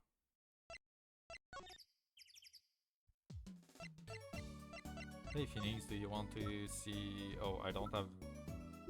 Okay, never mind. I didn't keep the pieces. Alright then. Detention center. October 7, detention center, visitors room. I think I hear what you're saying. I don't know who's talking here. We're all doing it for the money, end quote. Yeah, that's the reporter. Okay, what does he look like? No, not at all. Looks like someone's already meeting here. Maybe that reporter? Oh god. Oh god, I hate you. I hate I hate your hair. I hate your face. I hate your sleeves and your fucking noodle arms. And your neck. I hate everything about you. Oh god, I don't think I have the capacity to do a good voice for him. Like genuinely that is way above my skill level. What is this? Hey there, how you doing? Who might you be? Yeah, we're gonna go with that, I guess. Sorry, we didn't know someone was already here. I'm Apollo Justice, attorney at law. Talk about a nervous monkey. You? You're Justice? You? You know me? Do I know you? Of course I know you. There's on witnesses on this ostensibly spill beans, end quote. That's not true. What's he writing? Are you a reporter by any chance? Ooh, you're Trucy. Uh, am I famous? Oh yeah. Trucy Wright hates carrying a bag. Puts everything she owns in her panties, end quote. Oh god. What is this? That's so not true. Just hold on to your breeches there. I wrap up this interview in a jiffy. Interview? So, guard, I think I know what's going on here. Guarding rooms is my life. What else could I possibly need? End quote. No, how many times do I have to tell you this? Look, I've got work. I've got work to do. You deal with him. Did you come here to interview the guard? Oh, what pickle. Accused wouldn't talk, had to interview someone or go plumb crazy, end quote. Huh? Oh my god, poor girl. I should have guessed. Where are my manners? Name's Bruchel, Spy Bruchel. I'm not picky. Journalists just close eyes, writes, and quotes. I hate him so much, oh my god. And this is the witness for tomorrow? Oh fuck, I'm gonna have a horrible time. Okay. What's that nauseatingly strong mint smell every time he grins? You've been interviewed by me, you don't know what thrilling is. Wild romps through crossroads of mayhem madness, end quote. I can see that. He's writing something again. Well, if he's a reporter, maybe he knows something.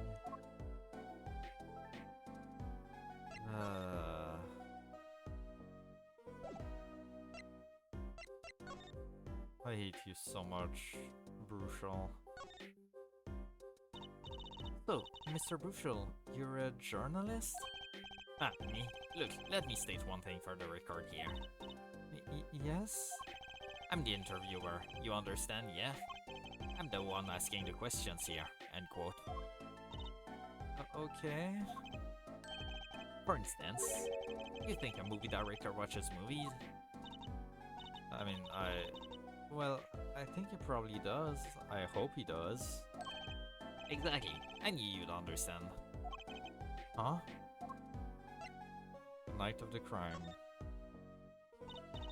So, the night of the murder, you were at Drew's studio. Who, me? Look, let me state one thing for the record. Yes? I mean, look calm and collected, but I'm busy. Real busy. Always on the road. Journalist always buys one-way tickets, never looks back, end quote. I can understand that philosophy, but you want to know the thing about one-way tickets? Once you use them, they're gone. All because you have to get them back to the guy at the airport. True enough. But don't they give normal tickets away too? Exactly. See? It's the same thing. What is? Feel that, Apollo. The interview. So you went to do a story on Drew Mission. And he'd never had a story done about him before. Right. Look, let me state one thing for the record here. What? I'm sure you're going to want to know about my source. What tipped me off to Drew? Why do we the interview in the first place? Well, yes. Look, it's like... Oh, I've got it. Say there's this burger joint with fabulous ketchup. You think the burgers guy is going to tell me where he got it? At the supermarket, maybe? Exactly, see? That's what I'm talking about. I think I may have actually understood that one. Well, there's nothing I can talk about, really. Walls have ears, eyes, especially glass walls with speakers, end quote. Right, guess we'll leave then. But since you're here, might as well tell you a tidbit of news I saw, just for the heck of it. Sure, tell us, just for the heck of it. I remember it like it was yesterday. I'd seen a movie on the trip and wandered into this burger place with with amazing ketchup. Why does he have a toothbrush? I just realized the mint smell. Oh my fucking lord! Is that toothpaste actually in his fucking pocket? He does have a quilt though, which is interesting, like the one we found in the studio. And that's a comb, I think. Okay. When an article in tabloid caught my eye. Famous oil painting stolen from art dealer's gallery, end quote, I believe it was.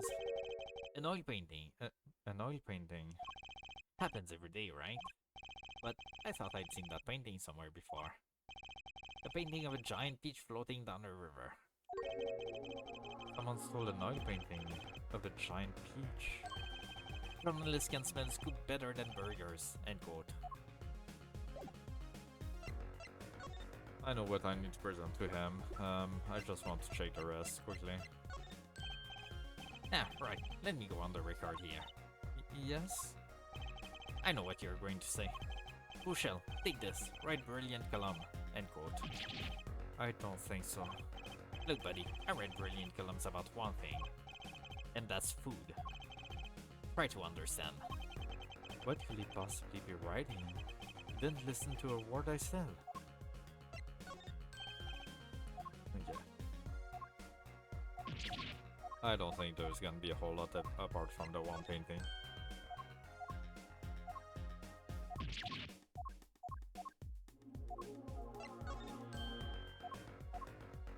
I need to get more water. I think we're finishing the first day here, so I'll take a little break after this.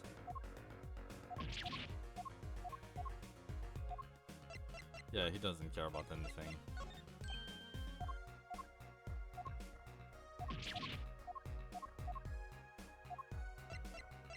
What about this? No? Okay. Let's show him what he wants. This one? No? Interesting. This one? Oh, he doesn't want the paintings. Okay. Am I supposed to show him something though? Maybe not.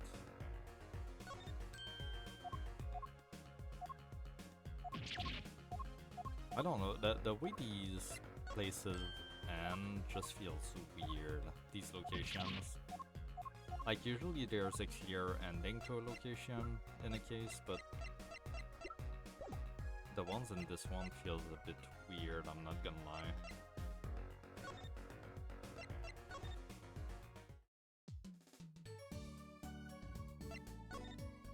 I mean...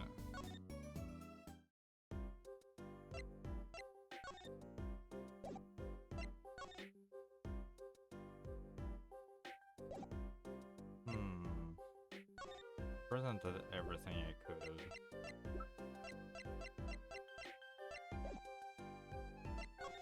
Okay.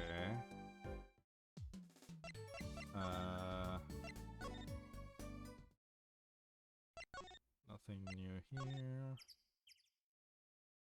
Oh, October 7th, Drew Studio. Well, how did it go? Find anything out? Actually, there was one thing I wanted to check with you. What's with that scary face you're making? And what's with the I know something but I'm not telling you face? But I'm not telling face you've got going on, Emma.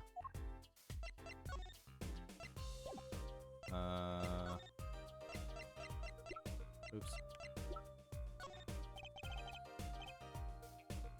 This painting came from behind that dresser. Ah, yes, so? It was stolen, no? There we go. I was hoping you wouldn't figure that out. Do you think you could tell us a bit about this? I suppose. It's what you think. Your mission was a forger. Yeah, there we go. Okay, I was right. A forger. Kind of half right, let's say. I had the right idea, I just didn't go far enough. So what exactly is a forger? Well, basically it's someone who makes forgeries. Fakes, in other words. Fakes? Copies of another original. Exact copies, so precise you can't tell them apart. Well, why not just photocopy them? The big problem with forgeries is that people try to sell them as the real article. It's a crime, of course. So Drew Misham was a criminal? I'm afraid so. He received money to create elaborate forgeries to supplement his work in illustration, I guess. I see. Actually, that's why I brought this here in the first place. What do you mean? When you're trying to determine if a painting is a forgery, the rough sketch underneath can be a valuable clue. So the rough sketch is like practice for the real thing. Like doing a magic trick in front of a mirror before you go on stage. But not in the case of a forgery. Not necessarily anyway. You know what the finished product is going to look like after all. Oh, yeah, I guess you would. That's why I brought this. I'm going to use it to see what's under the paint of the finished pieces. I get it now. Not that I really need to go to such lengths, seeing as how one of the paintings was only half finished anyway. They keep saying half finished, but I mean, I guess it is half finished if you take the colors and everything else into account, but like the sketch part is like not even a quarter of the whole thing. Still, it did be neat to see Mr. Misham rough sketches. Kind of like what he was drawing on when he thought no one was looking. True, that would be interesting. And maybe valuable for our case. You should try buttering her up, Apollo. Flattery will get you everywhere, they say. Maybe I should ask Emma to help us out.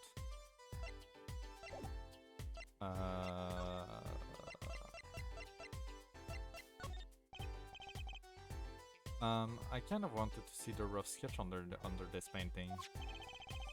And I was wondering if your tool there might do the trick. Oh, fine.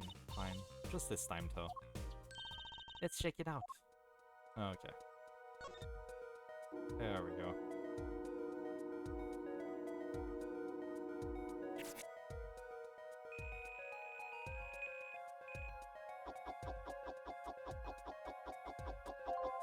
This is gonna be interesting.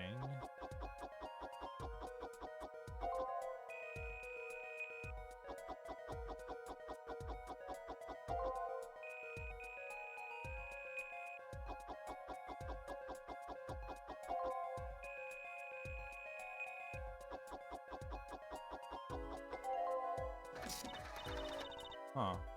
Okay, let's print this one out. That looks a lot like the first case. Volker. What the heck?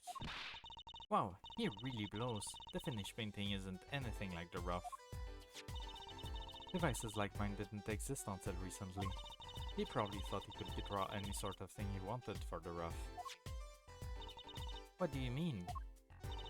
Well, in the past you could only analyze the composition of a rough sketch. Composition? In other words, the traces of charcoal between paint and canvas. So you could tell if there had been a rough sketch. But not what it looked like. Ah, I think I follow you. So in a sense it wouldn't matter what was underneath the finished painting. Some pros will actually paint out a rough sketch entirely. Then do a completely new painting on top of that.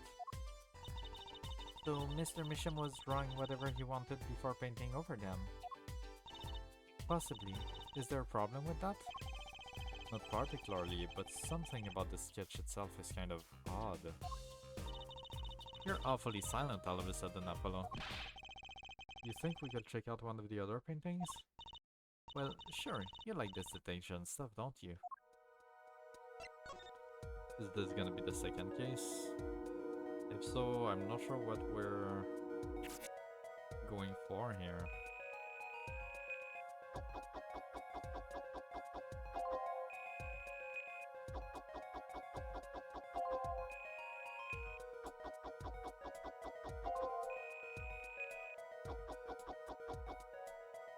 That kind of looks like the mafia house. Maybe, maybe not. I don't know.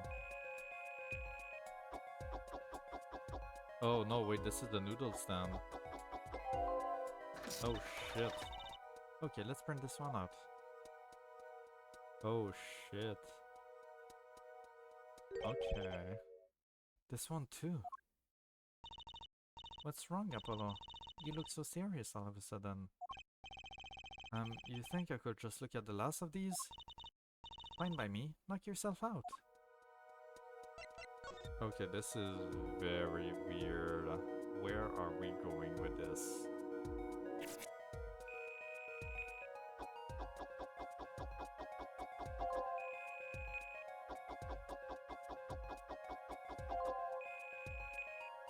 What is this gonna be, the stage? Or... yeah, the stage with the guitar on fire? No. I can't fully tell. Okay, let's print this one out. Yeah, it is. Yeah. What the heck is all this? I hesitate to ask why you're getting so excited. You sure your device isn't leaking some kind of strange radiation? Percy, look at these 3 sketches. Do you notice anything?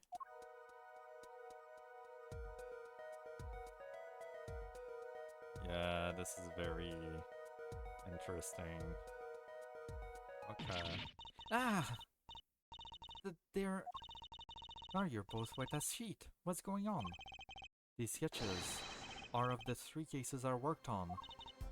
What? The murder in the poker room at the Borscht Bowl Club. The dead man pulling the noodle stand. And then...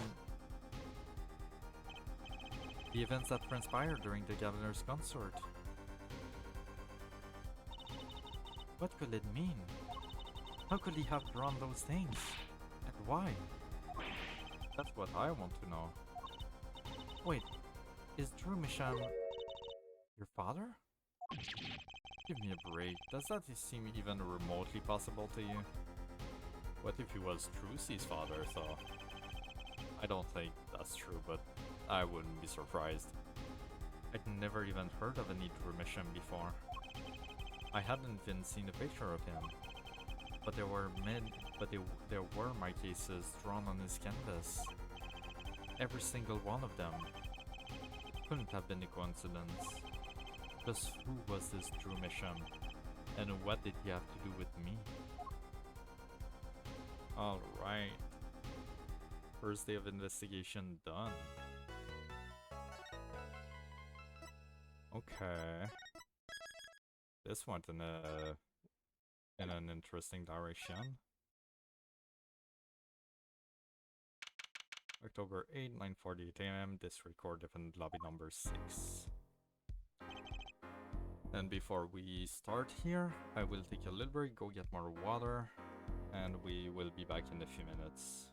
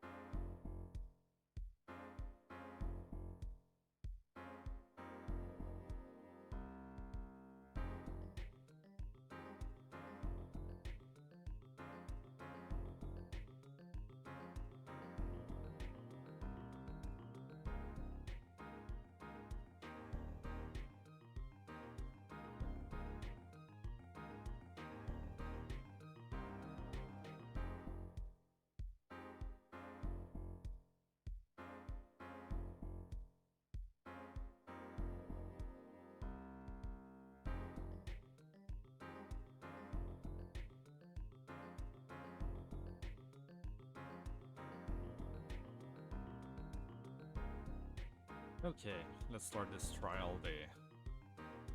Good morning. Still not talking? Okay. So, you're Vera, right? I'm Trucy. Trucy Wright. That's right with a W. But not right, right? Um, we're on your side. You can tell us anything, please? Good morning. She, she speaks. Not bad, not bad. But I think you do better with a little smile, you know? You're so pretty. You need to sell yourself, you know?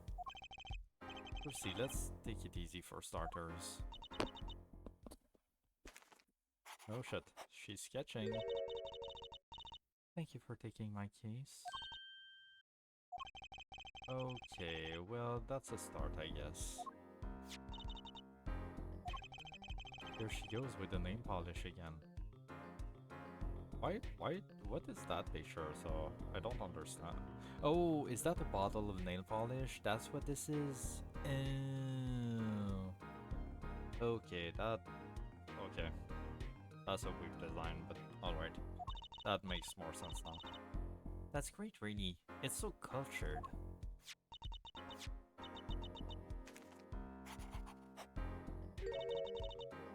Want to try? Oh, really? Girls. Okay. The victim, Drew Misham, was a porter, and the stolen painting was found in his studio. A life of crime, really. And maybe one that led to his death.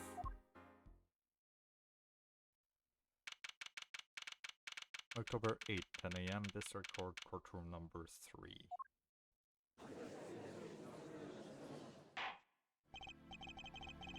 Well, we will now, begin the, trial of Vera Misham. Is the judge okay? His voice is all raspy and he's looking around all nervous like. The repercussions of today's trial will most likely be felt for a long time, and may indeed alter our legal system forever. Today is a test of the jury system, and the first step toward a new order in our courts. That is secret mission. The jurists will function like a jury. It is hoped their inclusions will help the courts to better reflect the people's will. Why aren't there any jurists in the courtroom? Three closed circuits cameras watch this courtroom at all times. The jurists have access to everything that transpires. Jurists, Judge Well and Judge Cool. Now see here, Prosecutor Gavin. I was going to say that. Ah, my apologies, Her Judge. Jurist, today, judge today's trial coolly, if you will be so kind. The jurists are unbound by the letter of the law.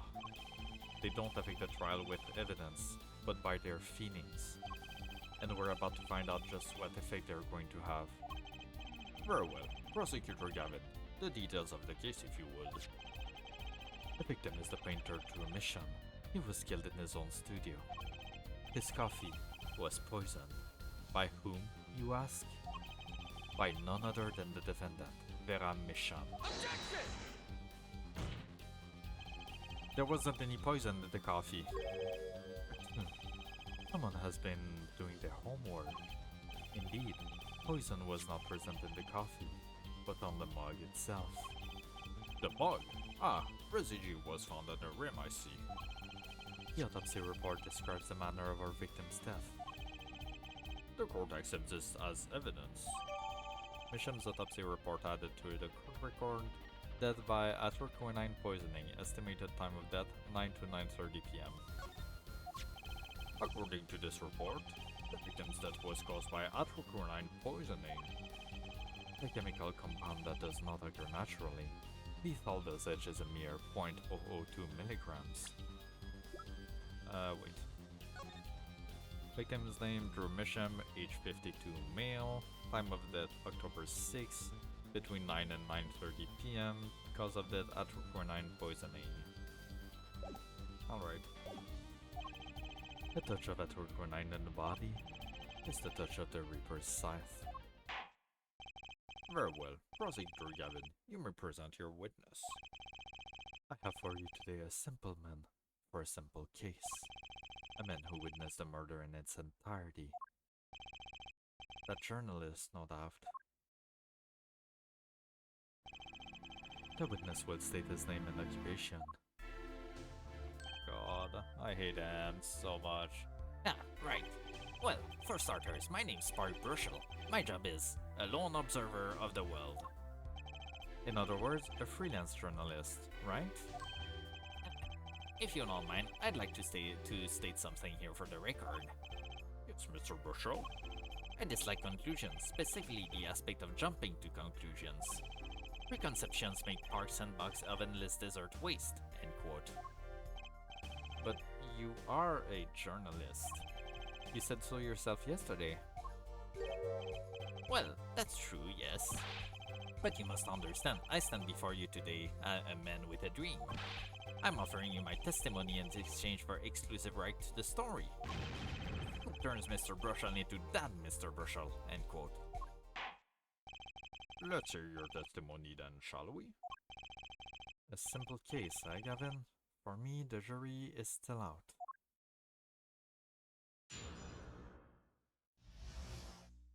The journalist's story. I visited the studio around 9 that night to do the interview. The first outsider to enter the atelier. Journalistic history made, end quote. His daughter brought us coffee right after we started. And you know what happened next? Star falls, end quote. No one else entered the room beside her the whole time. Okay. That does sound like a simple case. Unless you were the one who poisoned him. What are you saying, Judge? Need I remind you the cameras are rolling today? I felt the need to be a bit dramatic. You didn't do it, did you? Me do anything like that? Come on, that's like newsmaker making the news, end quote. Or even contemporary roach hunt, end quote. I know, wild accusations rock courtroom, end quote. Rock indeed. Prosecutor Gavin sure looks like he's having fun. I'm so happy for him. Very well, Mr. Justice, your cross-examination, please. Okay, let's do that. The journalist's story. I visited the studio around 9 that night to do the interview. 9 at night? Isn't that a little late for an interview? If the great painter Hermisham says come at 9, believe you me, I go at 9. The first and as it turned out last interview with such a prolific painter. Right, can you tell us what it was like when you arrived? The first outsider to enter the atelier, journalistic history made, end quote. You were the first reporter ever in Drew's studio.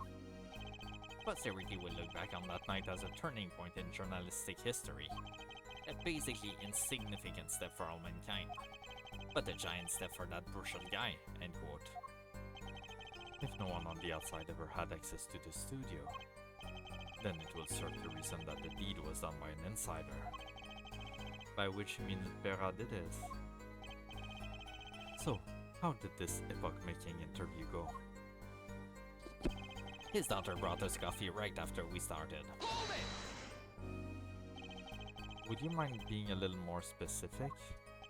Oh oui, let me tell you, I enjoy a cuppa. In fact, it all began when I was in 3rd grade. No, wait, 4th grade. That's not what I meant. I believe I know what her forehead is driving at. This coffee the victim was served. Did anyone other than the defendant touch it?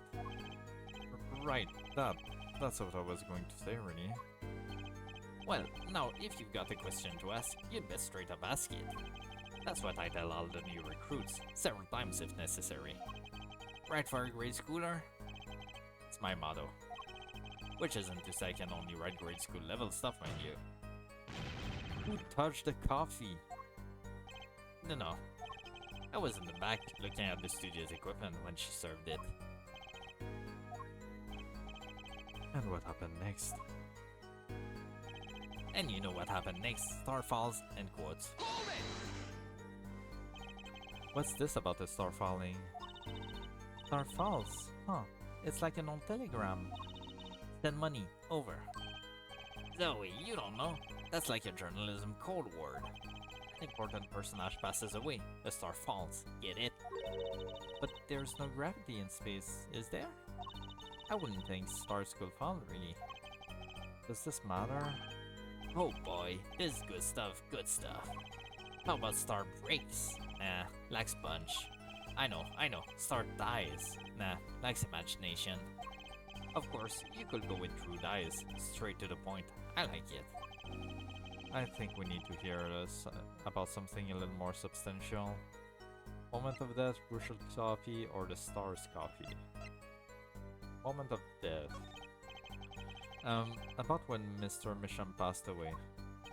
Oh boy, what a scene that was. He puts his coffee mug down with a crash, right? Yes, and then? Then the cold fingers of death touches his spine. Life's flame sputters and fails. So cold was that touch he could do naught but tremble uncontrollably. Ugh. Actually, life's flame is a little tired. Life's river froze over. Yes, that's a go. I think he's starting his article already.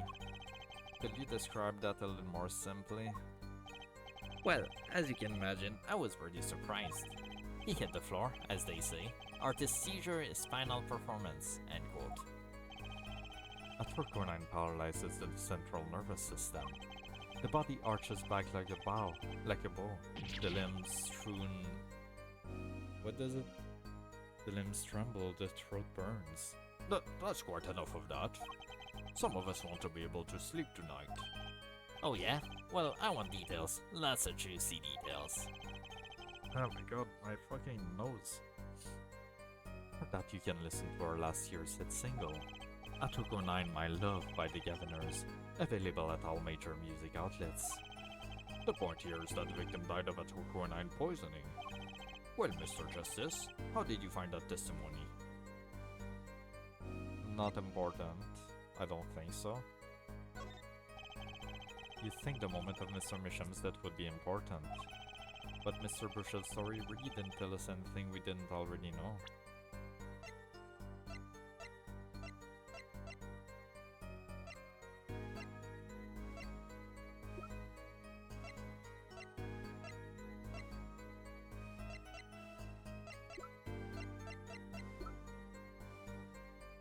Yeah, I don't think so. Okay. Very well. Please continue with the testimony. I'll go back to the other choices soon. I just want to see this one. No one else entered the room besides her the whole time. Can you say that for sure? For sure? Sure, I'm sure. Your studio isn't a big place, kiddo. I'd know if someone else had come in. What if they had been hiding there from before? Objection! Even if someone had been hiding in the studio, they hardly could have poisoned that mug without anyone noticing. You think I, Spark Brutal, would miss something as obvious as that? No way. Sure makes it sound exciting. I guess that's his job. There's only one moment we need to focus on, really. The moment when where Drew Misham died? Exactly. There has to be something there. Okay. This...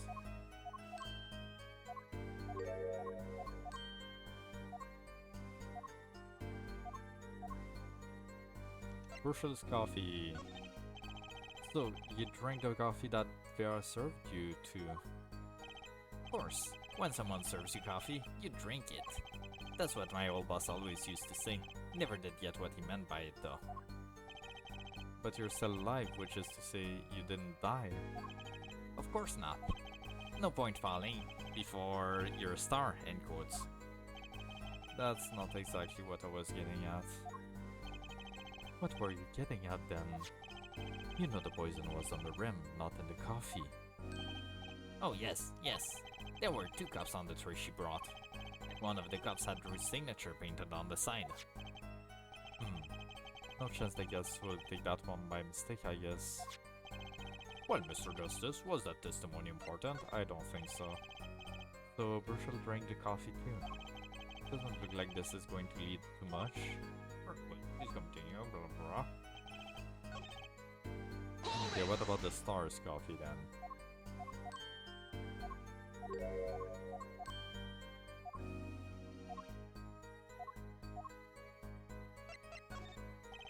You see, Mr. Misham had the coffee too. But did you actually see him drink the coffee? Of course. He who sees it wins, but he who says it wins bigger, end quote. I live in a man see dog eat dog and writes about it world, yet. I guess I can't say I saw him drink it really. He had one so-called sip, if that. Mental but slip to mug, drinks, end quote. That poison is quite virulent, I hear.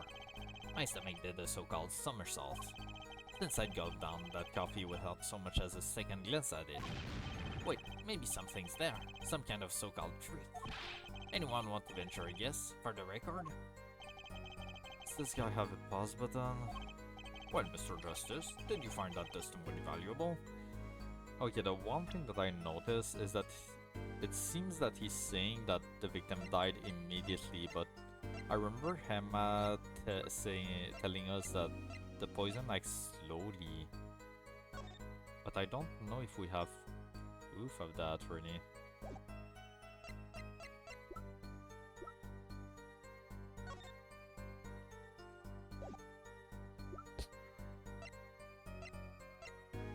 Yeah, we don't really have evidence to that.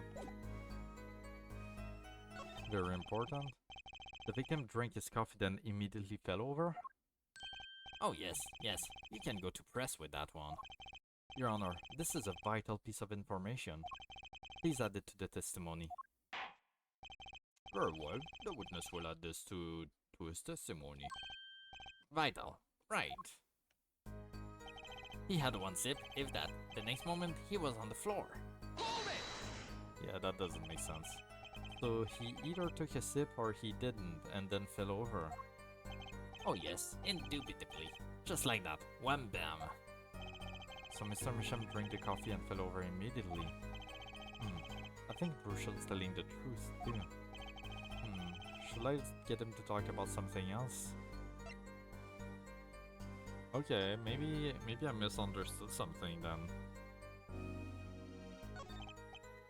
About when Mr. Misham passed away. Oh boy, what a scene that was, but this coffee might go down with a crash. Then the cold finger of death. Go.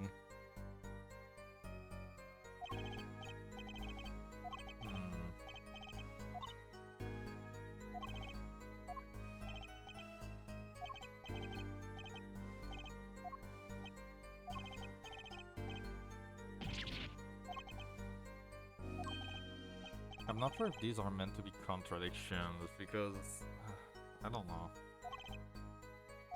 Yeah. Well, as an account of the moment of the victim's death, I'd say it's very important. Please add it to the testimony. Very well. The court requires that the witness adds this to his testimony. Okay. Spasm. That was definitely death by poison. You say it was definitely death by poison. How can you be so sure? Hey, look, I'm a journalist. I've seen a lot of things. And I've had more than my fair share of experiences with so-called poisonings. Man eats fishy fish, goes bye-bye, end quote. Food poisoning doesn't count. Should I get him to talk about something else?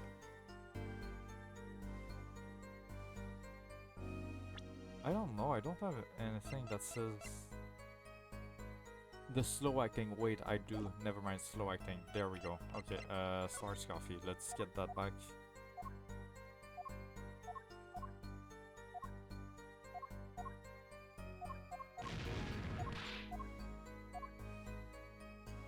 Very important, yeah. This. Okay. let's present that. There we go. We got it. We got there. You know what I have a problem with? A particular property of the poison used at Roquenine. Oh, Prosecutor Gavin was quite clear about the poison. A lethal dosage of 0.002 milligram paralyzes the central nervous system. If you drink that, even you, Mr. Justice, will be reduced to a quivering pile. Why are you using me as an example? Oh, my nose, what the hell? It's itching so much right now. Unfortunately, we weren't told everything. There was a vital omission in Prosecutor Gavin's information. An omission? Atroquinine is as virulent as he says, but death doesn't come upon ingestion, not immediately. That's because atroquinine is a slow-acting. Slow-acting? What? According to one forensic scientist, it's one of the most virulent poisons, but it is absorbed into the body astonishingly slowly. It takes at least 15 minutes from the time of ingestion for adverse effects to show.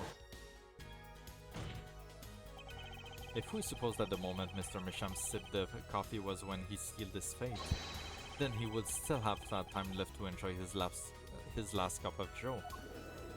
Oh, I hate how he's standing. What the hell? Dude. Order! What's the meaning of this?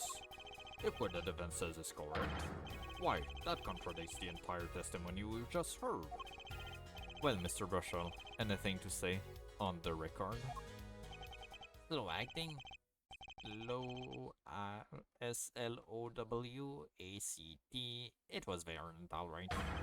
Even then, it had already begun digging its claws into the journalist. Wait, into the journalist? Is that a typo, or...? He's working on this scoop. Objection! Bruchel, yeah? For Bruchel, let's take a trip back down memory lane. Huh? Did the victim really die the instant he took a sip? Think it over. This is vital. You know what I think? I think that was a not-so-subliminal suggestion, end quote. I admit, it does cause a problem if he died when you say he died. I would be forced to say a Viders... I don't know how to say that actually. A Vidersign? I don't know. I've heard it said before, I've just never said it myself, and I can't totally recall how to say it. A Videsen? Something like that? I don't know. To my simple case. And you will be forced to say farewell to your article. Come again? You can't write a story based on conjecture, can you? And as the case drags on, other reporters will pick up the scent. And you'll be forced to kiss your exclusive scoop goodbye. Scoop? Look, wait. Just wait a second. Just 1 second. We're waiting. Out with it. I think I just recalled a so-called important detail. A revival recollection, end quote. A story's survival, end quote. Attorney utterly confused, end quote. Actually, I did notice something when I visited the studio. I'd heard of poison that takes its sweet time, see? But not what I've been saying for the last few minutes, apparently. Mr. Brusher, are you saying you noticed something that explains what happened? You bet I am. The antidote for a poisonous contradiction, end quote, you might say. Or, I still have no idea what you're talking about, end quote, I might say. I figured it out, but only after an in-depth interview. See, thanks to my journalism skill, I know who poisoned that coffee. Okay. Order! As far as I can tell, the witness is standing by his testimony. That Mr. Misham died the instant after he drank. Of course I'm standing by my testimony, and my dream of exclusive right to the story. I suppose it was too much to hope for. What was? Of course he wouldn't choose a simple case. Not him. Him? Phoenix Wright. Who else? her, Brushel. Report for us, if you would. What is it that you noticed? This court is a critical trial of the jury system. I'm afraid no room for doubt is permissible. You will testify to the court about what you noticed. Okay. What Brushel noticed. When I arrived at the studio, Mr. Misham was at his desk. He seemed to be writing a letter, but he quickly sealed the envelope. I thought nothing of it at the time, of course. Now that I think about it, what if he was writing a suicide note? A suicide note? Yes, he had this look on his face. Man's face inscrutable as a quadratic equation, end quote. Suicide? Poor Mr. Misham. But that means Vera's innocent. Would someone commit suicide in the middle of an interview? Oh. Well, you may begin your cross-examination. Okay. What Brushel noticed. When I arrived at the studio, Mr. Misham was at his desk. Was there anyone at the studio other than Mr. Misham? Well, his daughter Vera, of course. Was anyone besides Mr. Misham and Vera present? Not a single one. Not a cat, not a rat, not even a mouse. The only person who didn't belong to that studio there was you, wasn't it, Mr. Brushel? Ah, I know what you're doing. I know your game. Attorney uses classic Ramsden phenomenon ploy, end quote. If you intend to suggest that this reporter is a suspect, I'm sure you also intend to present evidence supporting that assertion, correct? In the meantime, let's move along, shall we? I think I lost my Gavin voice for a while there. I don't know. I feel like it's slightly different, but it's fine.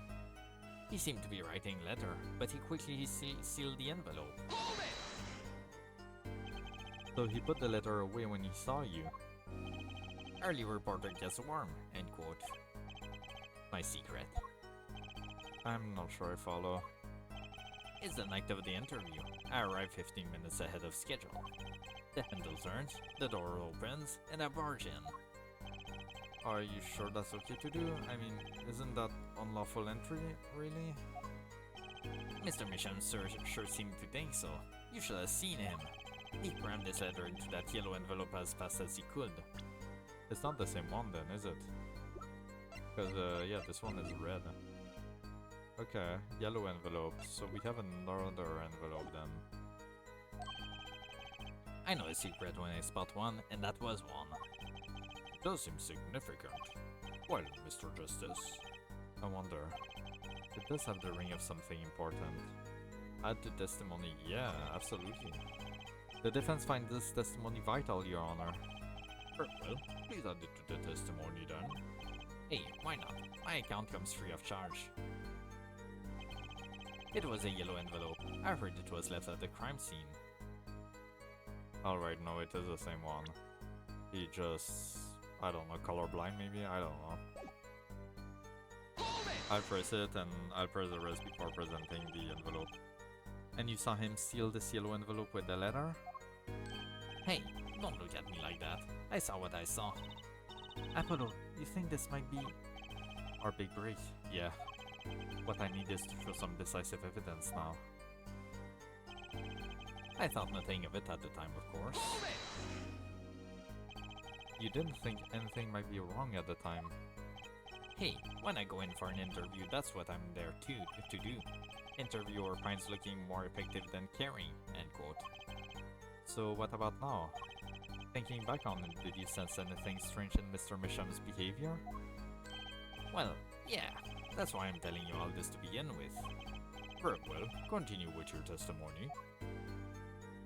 So, now that I think about it, what if he was writing a suicide note? A suicide note? Well, yeah, don't quote me or anything. I'm just saying it's a possibility, you know? So you didn't actually check the letter? Of course not. It was sealed. Contents of can unknown until can is opened, end quote. You can always check the label. Do you think Mr. Misham was writing a suicide note? If he was, that would solve the case in a jiffy. Kind of makes me wonder about that letter. Yeah, it does. This one. The envelope is red. Objection! As it just so happens, there was a single letter in the desk drawer at the scene. In a red envelope. What? Prosecutor Gavin. Yes. Was a yellow envelope found at the scene of the crime? Unfortunately, no. But her forehead. It's easy to mistake the color of an envelope. I guess.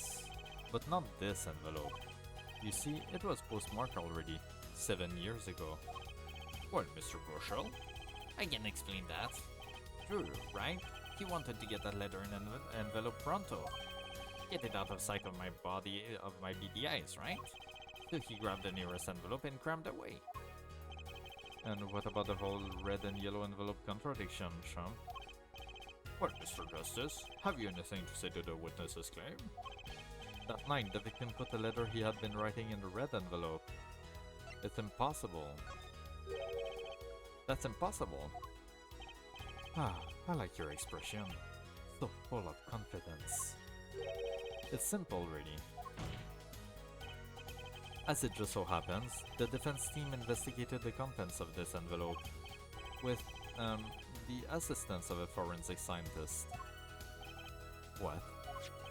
Note that his letter is addressed to Drew Mission. Oh? Why would he address a letter to himself? Let alone send a suicide note to himself. I've been scooped. What is this, man? What is this? Order, order, order. Mr. Bushel, can you explain this to the court? Oh, my. How could I have forgotten? I suppose this happens to the best of us. Reporter gets old, forgets lots, end quote. I'm still waiting for an explanation, Mr. Bushel. Well, that's the thing, see?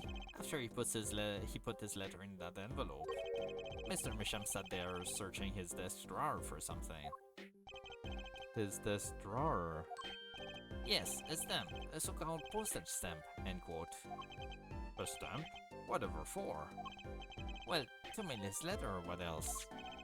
And then, why, yes, I think I saw him put it in his letterbox.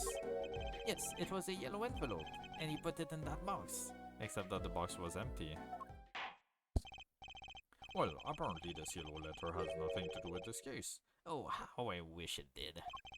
Just think if that were a suicide note. What a story. Star writes suicide note in front of reporter, false, end quote. As I was saying, this has nothing to do with this case. That said, Yes, Your Honor. it makes me wonder about the contents of that red envelope.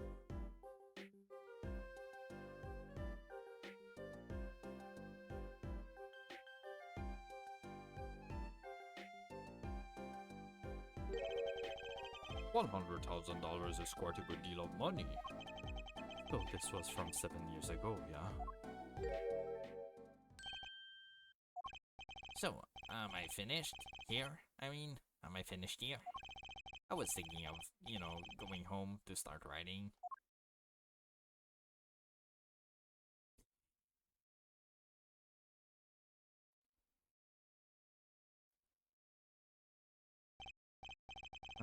I hate to state what should be pretty obvious to anyone, but when you catch a scent of a story, you make that, rather unique face. Come on.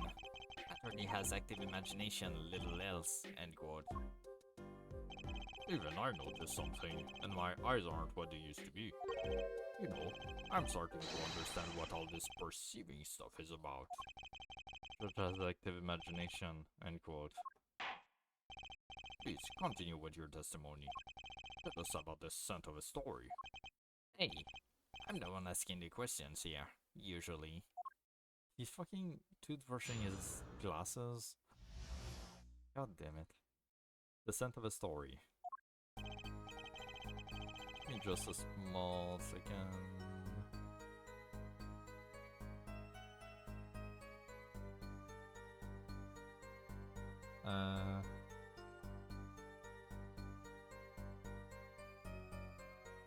Just want to make sure of something. Okay. Alright, we're good. Actually, it took quite a bit of work to get a thumbs up on the interview. Reporter leverages story gets his interview, end quote. This story concerned a certain case from 7 years ago. That red envelope probably had something to do with it. Say what you will, but Drew's talent was without compare. Okay.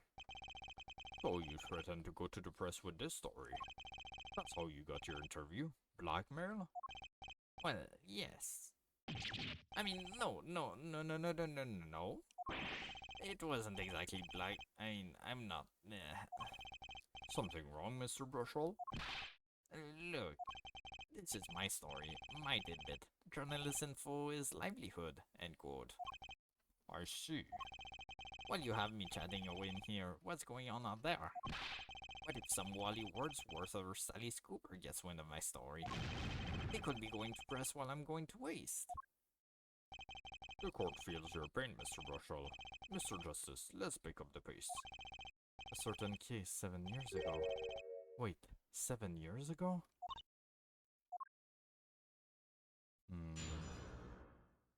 No. The scent of a story. Oh, we got the bracelet. Okay. Actually, it took quite a bit of work to get a thumbs up on the interview. The victim, Drew Misham, had an aversion to reporters. Boy, I guess not even my considerable charms did much for him. Until I finally got my thumbs up, that is. Maybe you can elaborate on that a bit for us?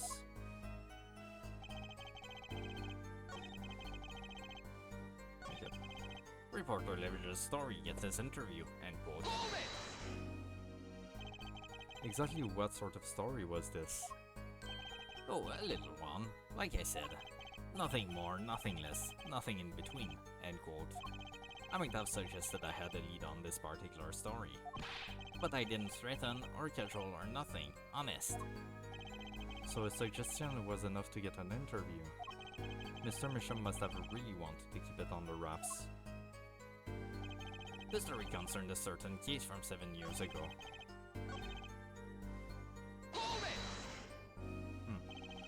A certain case 7 years ago. Tell us, what case? Uh-oh. Let me state one thing, Mr. Attorney, and you can quote me on this. I can't talk about that case. Why not? It's about journalistic pride and staunchness and credibility and connections. Journalist reveals source only over his dead body, end quote. So what will it be? Gonna strangle me? Dead men don't tell tales, Mr. Attorney. He sounds pretty determined not to talk. Our chances of breaking his will aren't looking good. That red envelope probably had something to do with it. On the one hand, we have your story, and on the other, this letter. What makes you think the two are related? Ugh, man, my nose. Oh, I was just saying it's possible. Call it reporter's intuition, end quote. Hey, I say a lot of things. You going to pick all of them apart? Be my guest. All of them? No, just the incredibly suspicious ones. I see. Anything else to add about Mr. Misham? Fuck. Say what you will, but Drew's talent was without compare. Just how amazing was Mr. Misham's talent? Huh? Oh, wait, boy, I mean, hey, he's a star, man. A star. The flow of his brush is like a great undulating river across a canvas. Artist paints light up studio like stun, end quote. This guy is full of wacky gestures, but that one just now was wackier than usual. He looks kind of nervous to me, Apollo. Definitely. I'm sensing something different than before here. Maybe it's time to bring out you-know-what. That testimony left a bad taste in my mouth. It all makes sense. Nothing jumps out as ridiculous. I wonder what this story is talking about is. It must have been good to get an interview with a famous recluse like that. Something powerful enough to drag Drew Misham out of hiding. I wonder. Maybe it had something to do with Mr. Misham's art. Is it the last statement?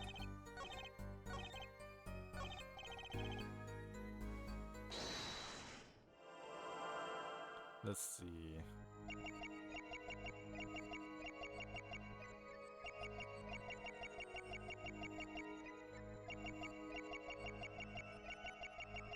Don't see anything weird here.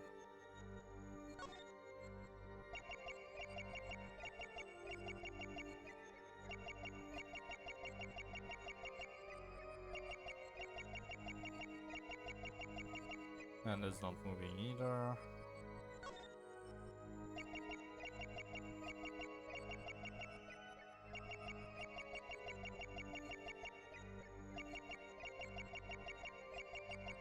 He's not flinching his shoulders.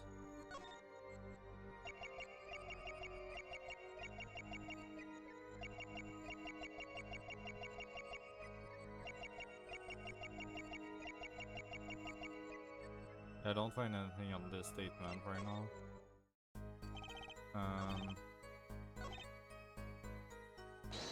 What about this here?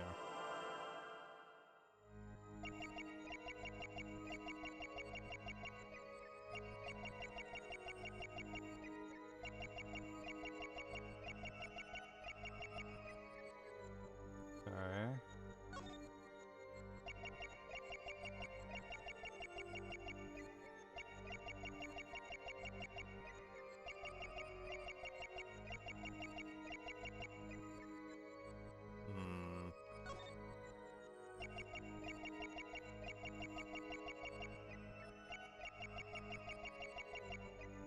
Not sure what I'm supposed to be looking for with him here.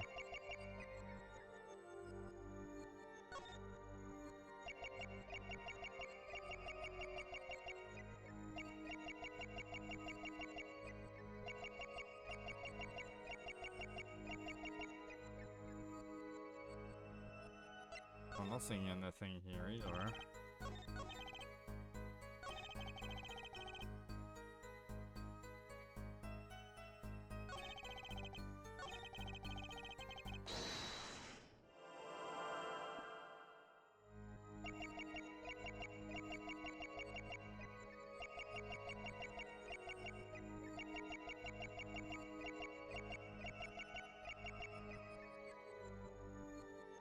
But did he flinch at the last?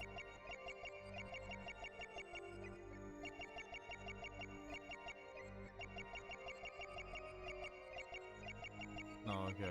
I thought I saw something. Never mind.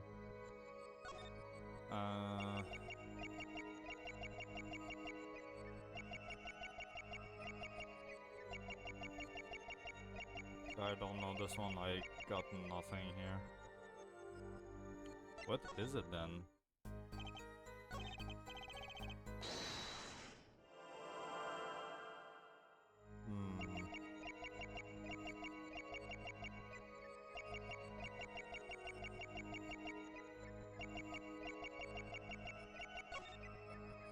Let's go with this for now. I don't know if that's it.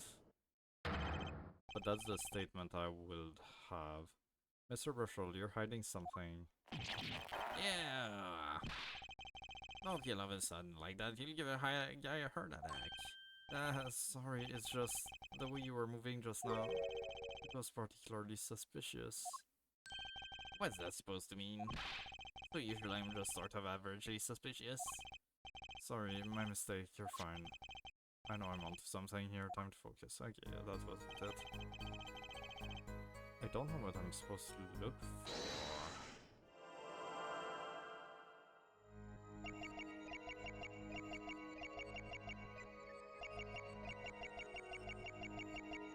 Yeah, I don't think it's here then.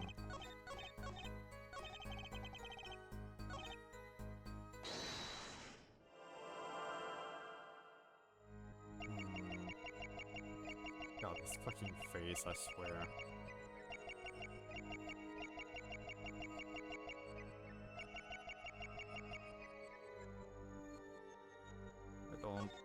see anything else here either.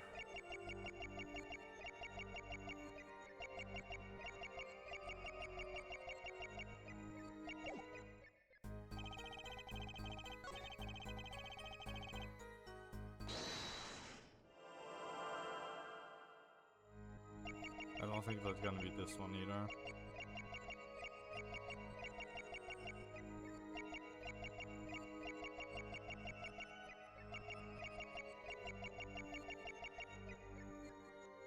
I don't know, man. These feel so weird sometimes.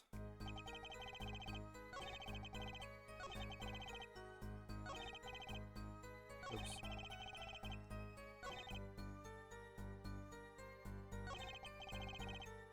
I feel like it has to be that one somehow.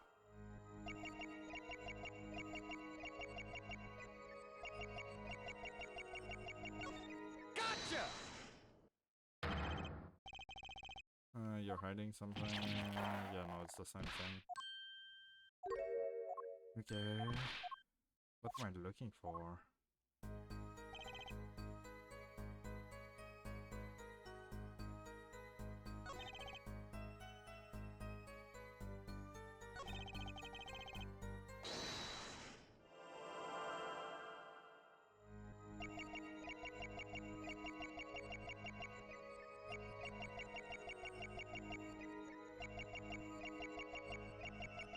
There's just nothing. He's not flinching anywhere.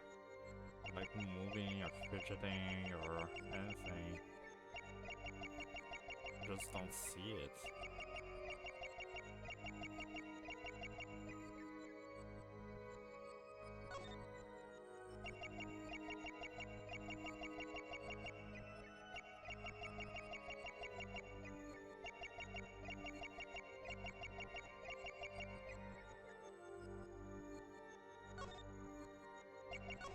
Gotcha! Nope. I don't know. This is weird. What am I looking for?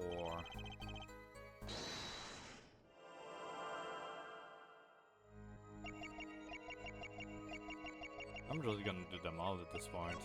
Gotcha! Nope.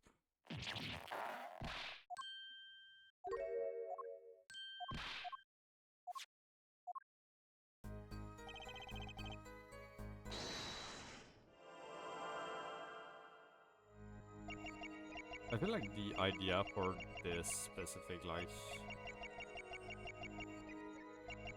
Gotcha! mini game or whatever you wanna call it is interesting. The execution just feels weird. Like towards the beginning of the game it was fine, it was mostly obvious. But the last few times I've had to use that, it didn't feel obvious at all. Like at all. Gotcha!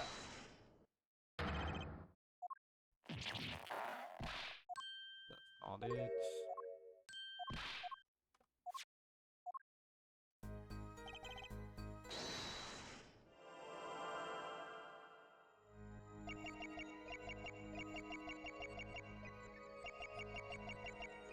Gotcha!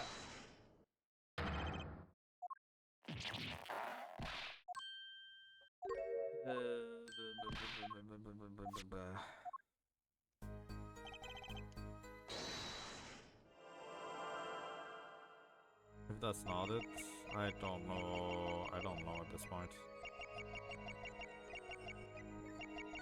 Gotcha! Nope. Okay.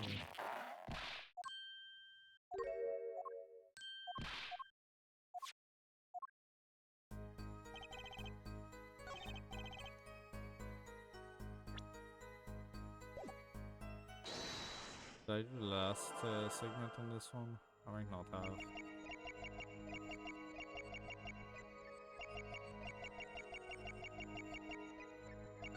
Gotcha! Nope, that's not it either. What the? What am I looking for?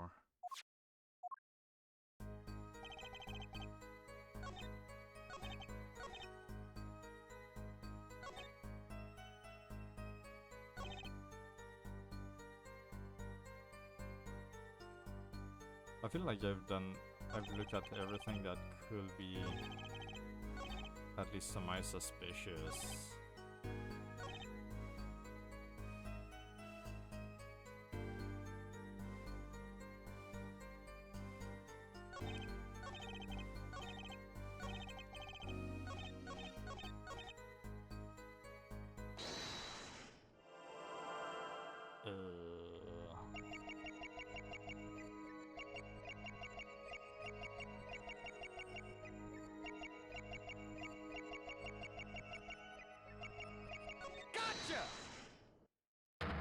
Yeah.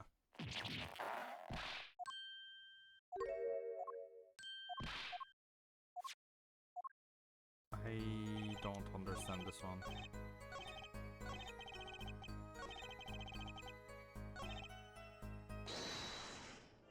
I really feel like it has to be on the last statement somewhere, but there's nothing.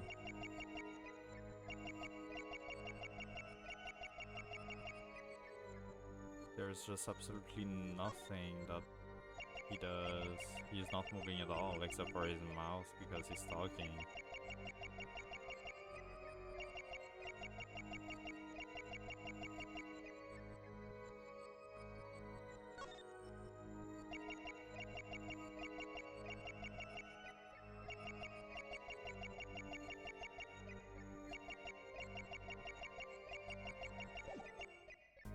Yeah, I don't know. I'm looking it up at this point because I don't want to be stuck on this for crazy long. Apologists, not true. First time I think I looked up something for this whole game, so that's not too bad, but like this is kind of crazy. Trial Farmer. Trying not to spoil the rest of it. The envelope, scent of a story. Cross-examination. Use your bracelet on the fifth statement. Say what you will, but Drew's talent was without compare. Perceived Brucial's right armpit. I'm sorry? His right armpit?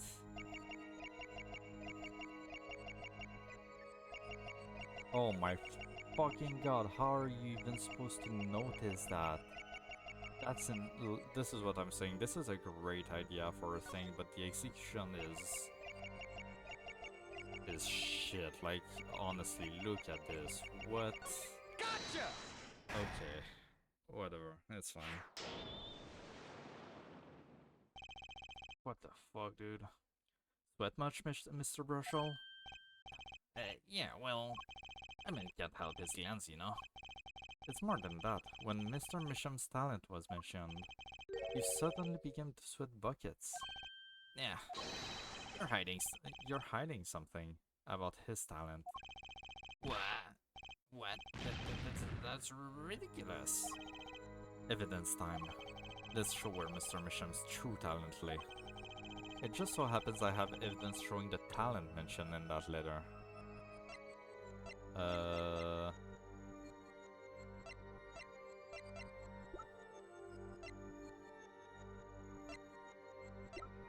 Ah, shit. This? I'm guessing? Or this? Maybe either of them will work.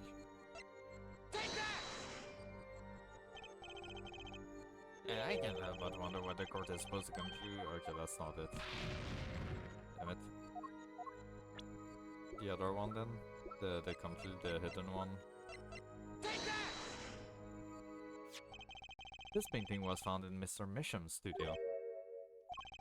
There are two problems with this painting. The first is that it wasn't painted by Mr. Misham. The second is that there was another painting in the studio, which looked exactly like this one, except it was only half done. Then we have a letter discussing a payment of $100,000, which suggests a certain business operation. The business of making forgeries. Yeah. There we go, okay. That was a rough segment. That is all, Your Honor. Everyone, please, everyone. Can we keep this private, please? This is my story, my scoop. Forgery. That's a serious crime. Your mission is known as an artist these days, but there were rumors that he dabbed in another kind of art until a few years back. Another art meaning forgery? Your mission was talented, alright. Talented at making precise detailed fakes. A fact that certain criminal elements were quick to discover. Criminal elements? What? You can seriously be talking about? Exactly. I'm talking about forging evidence. The rumors started circulating 7 years ago. 7 years ago? So, are we to understand that this letter, this payment of $100,000 was for? Exactly. Forged evidence nets tidy profit, end quote. Interesting. Order, order, order. Why, it's like a victim was living a double life. Aha, this is my chance. So the victim had ties to the criminal world, right? He could have had plenty of enemies we know nothing about. Objection! This is my first time hearing of this criminal world. We certainly found no criminal connections when we conducted our investigation. Objection! But how do you explain all this money? You have to admit there's a possibility of some illegal activity here. Objection! But there is no proof tying this letter to our case. Our case was and remains simple from the beginning. Only the defendant could have poisoned that mug that night. And you, of course. Hey, the only thing I poisoned is my pen when I'm writing reviews. Okay. Mr. Brushel, your testimony to this point has been quite unreliable.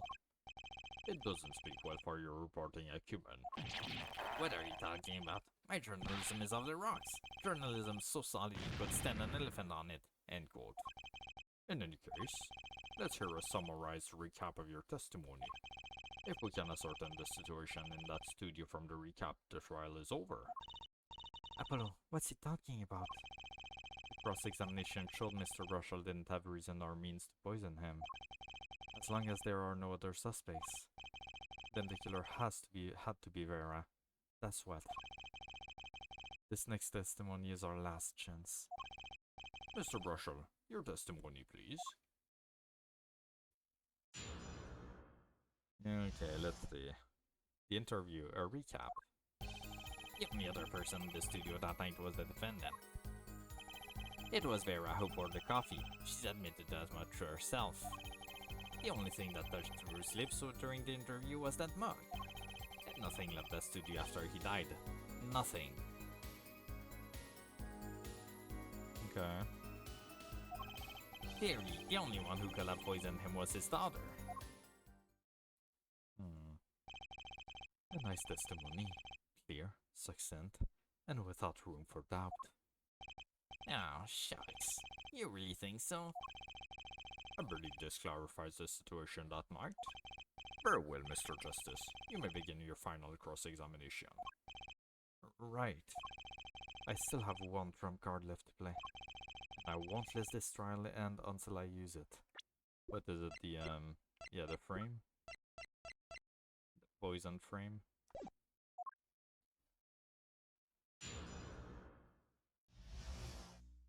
The interviewer recap. The only other person in the studio that night was the defendant. But that doesn't prove Vera poisoned it. Objection! How many times have we heard that on her forehead? The poison reached its victim via that coffee mug. And from where did that coffee come? Not to beat the dead horse again and again, but perhaps you could fill us in. I'm on it. You need a horse beat? I'm your man. It was Vera who poured the coffee. She's admitted as much herself. Hold it! And you witnessed her pouring the coffee. Of course I didn't witness it. When she came in with that tray, the coffee was already poured and steaming. Let us not forget the defendant has admitted to pouring the coffee herself. I heard her statement. I poured, I served, and I killed. What? That last part was just a little joke. I don't think I'm going to get anywhere with this coffee mug. I need to find another weak spot in this case. The only thing that touched the receipts during the interview was that mug. You're sure about that? Well, to be really precise, I was busy gobbling mint candies the whole time. One of those candies might have been poisoned. Yet, at the time of the autopsy, no fresh fragrance of mint filled the room, and no mint residue was found. It was a long shot anyway. Don't tell me you're still trying to prove this. You think the victim ate, drank, or otherwise ingested something other than coffee? Well, Mr. Justice, if you have some proof. The possibility is there, I can feel it. Just maybe not prove it. Not yet. And possibility isn't going to cut it. Not now. Mr. Misham ingested that poison via a route other than that coffee. Not yet. It can't be proven. I do believe our little forehead is growing up. Pity. We like the rash, youthful forehead best. Another hole in this case that needs plugging before I can prove anything. But first things first, I'd better uncover a weak spot before I try to strike again. On with the cross-examination. And nothing left that studio after he died. Nothing. Nothing, huh?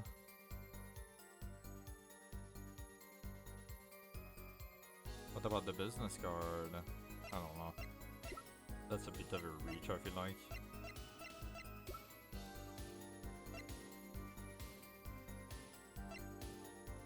I mean the letter? If there was actually an actual letter, it's not there anymore.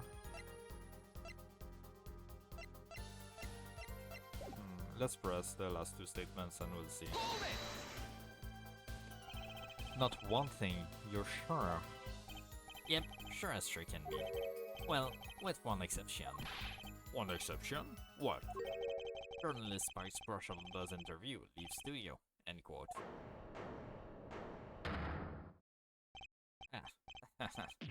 Come on. It's a joke. Get it? Not funny, I know, but still. Something leave the studio that night? Why does that sound familiar? Where have I heard something like that before? Now that we've proven our witness is a comedian of sorts, I'd like to turn to our defense attorney before returning to the testimony. Do you have any idea what, if anything, might have led the studio that night? Not a thing for now. I can't think of a single thing. If anything did leave, wouldn't Mr. Brushel have noticed? That I will. Nothing left, save myself, of course. Say that again, and you'll be held in contempt of court. Let's get back to the cross-examination, then. Clearly, the only one who could have poisoned him was his daughter.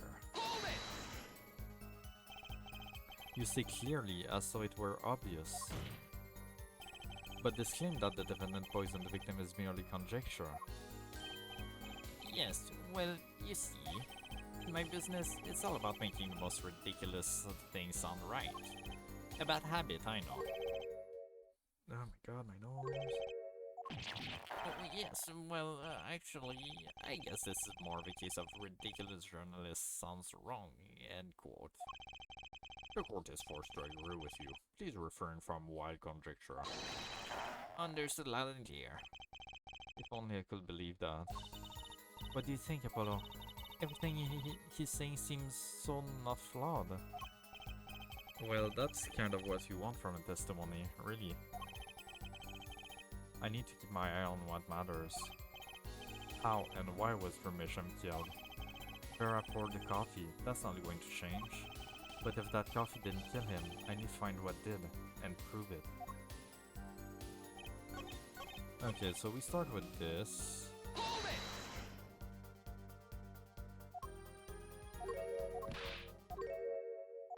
Yeah.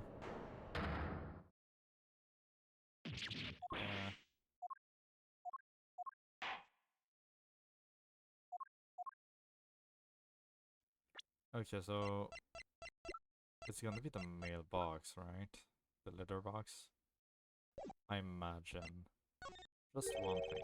I think one thing might have very well have left the studio that night actually. A certain something that has vanished from the crime scene. By which you mean? Something other than our witness? Of course. Don't tell me. They're a mission? Believe me, any comic relief I may provide is entirely unintentional. Then, let's see what you've got for us, Mr. Justice.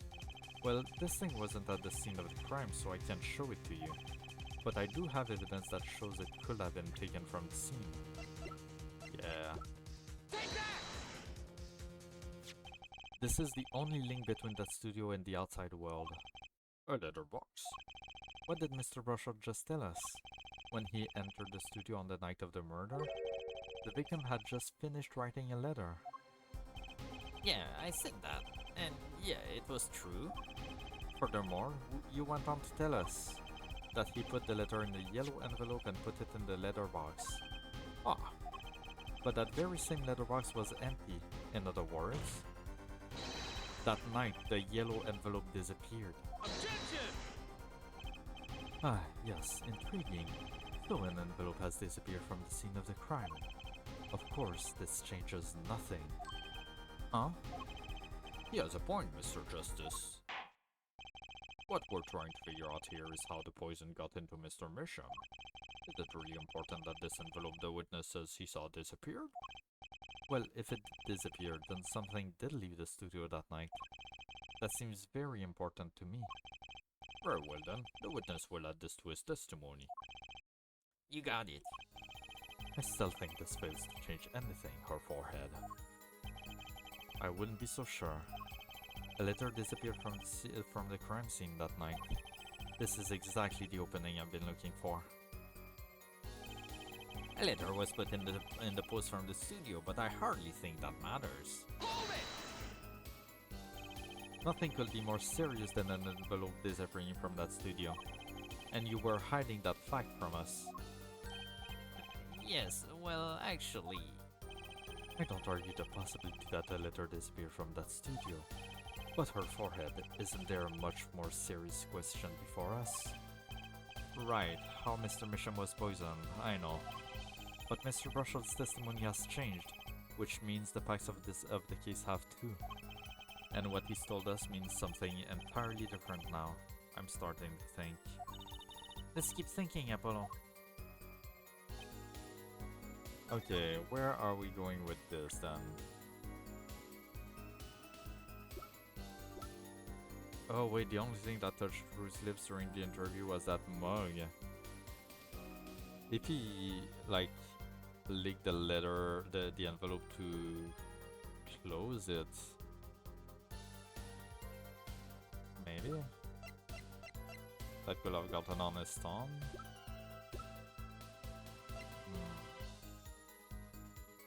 I don't know. I don't really have anything that goes with that, so...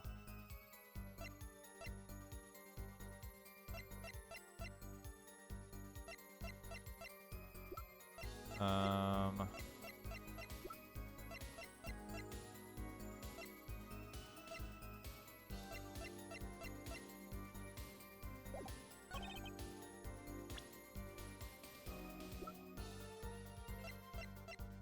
not sure where we're going with this exactly.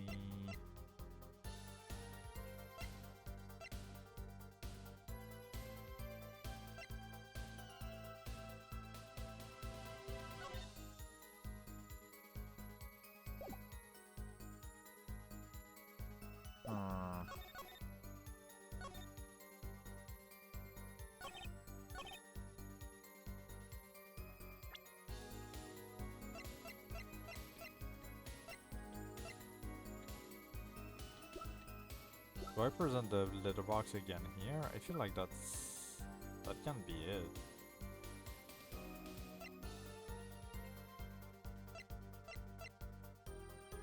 Oh. Oh. Oh shit, wait. Is that supposed to be...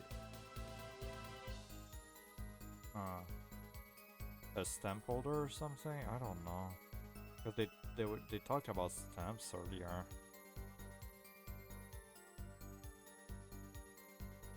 I doubt.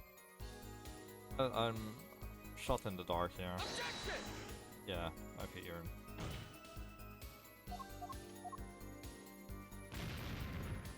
Okay.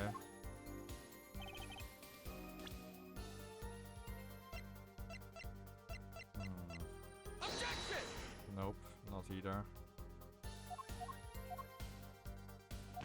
I can see where we're going on the long term. I'm just not sure of the next step here.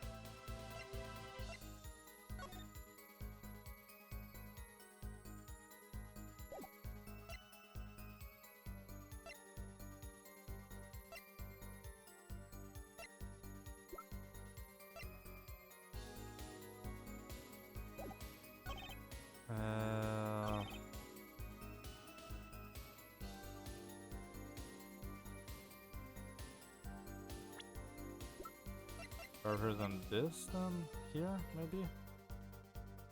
Objection! Nope. What am I looking for?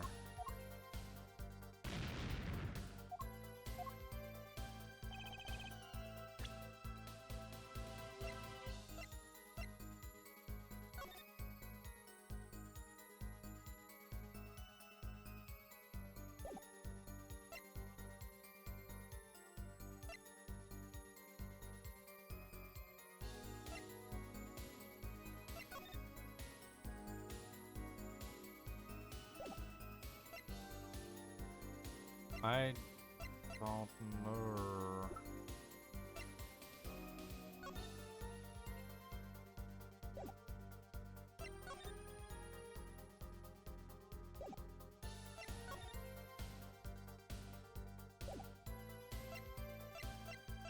What the hell?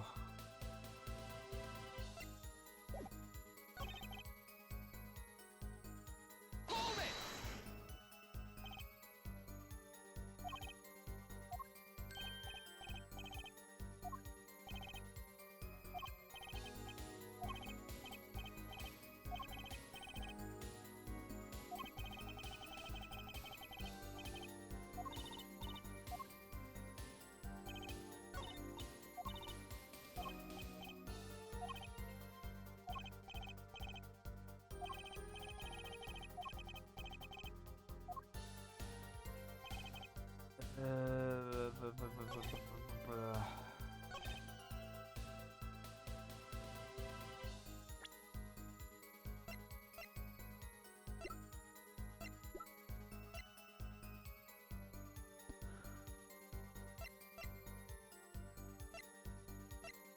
Okay, so the only thing is relevant here right now are the coffee mug, this envelope, this letter box, and this tiny frame.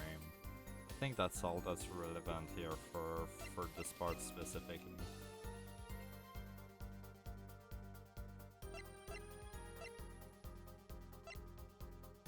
Objection! Yeah, okay.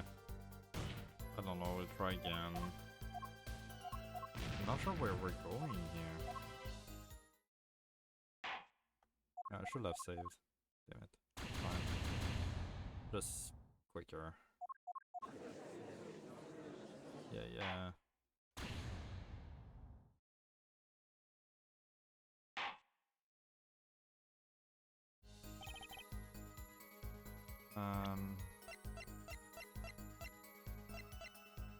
Objection! Yeah, that wouldn't make much sense. Oh no, I'm just presenting everything at this point. Because I have no clue where we're going. Objection!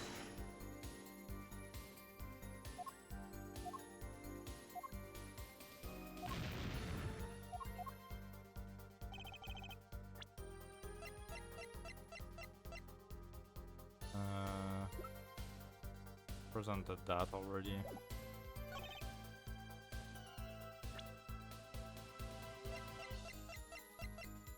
Objection!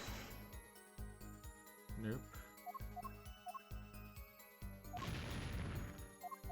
What is it?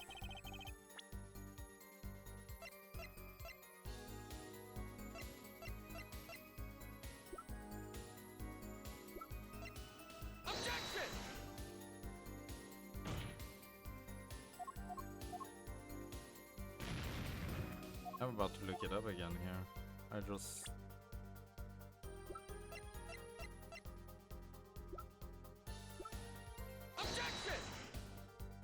Nope, that wasn't it either. Okay. What is it?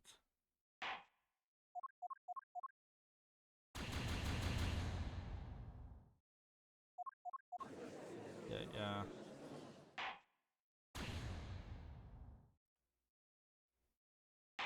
Okay, I'm looking it up because I want to move on.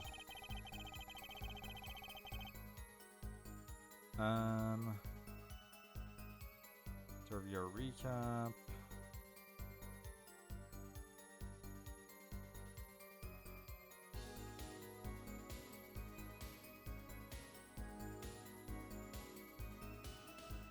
Oh. It is a stamp here. I just need to press and present it when they ask me. Okay. That's dumb, but okay. I can present it on the statement itself for some reason. Alright, whatever. I can prove it. There we go. Okay. That's annoying.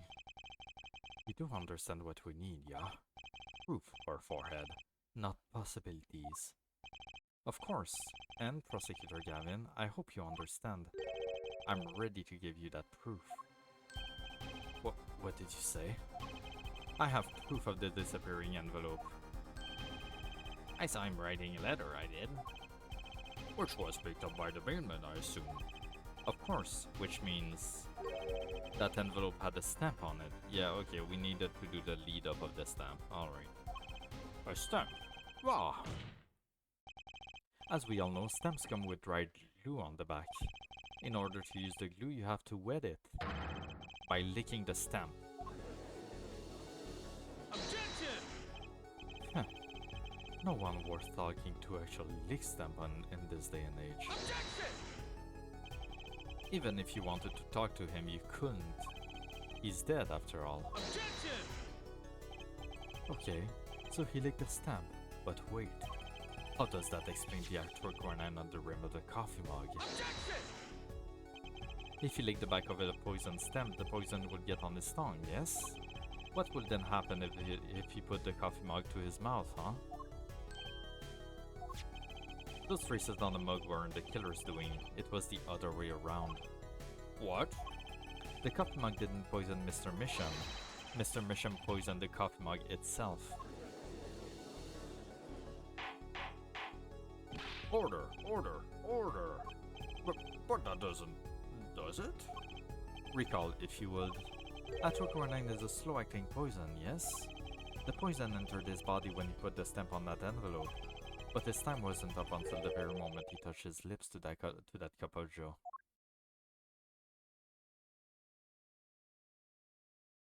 Okay.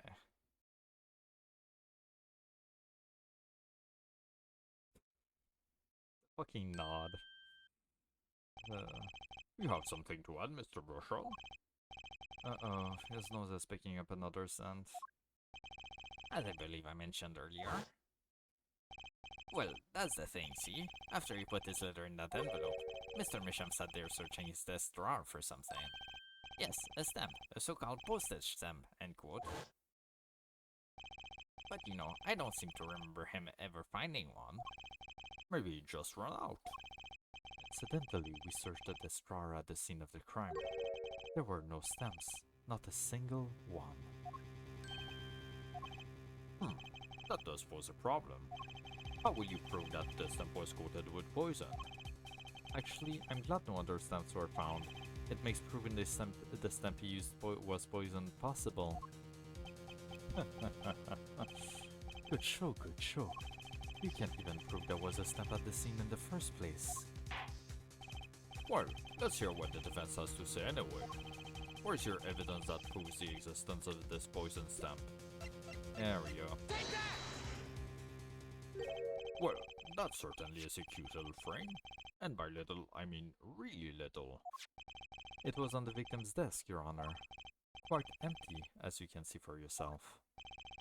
I noticed that too during my inspection. So what?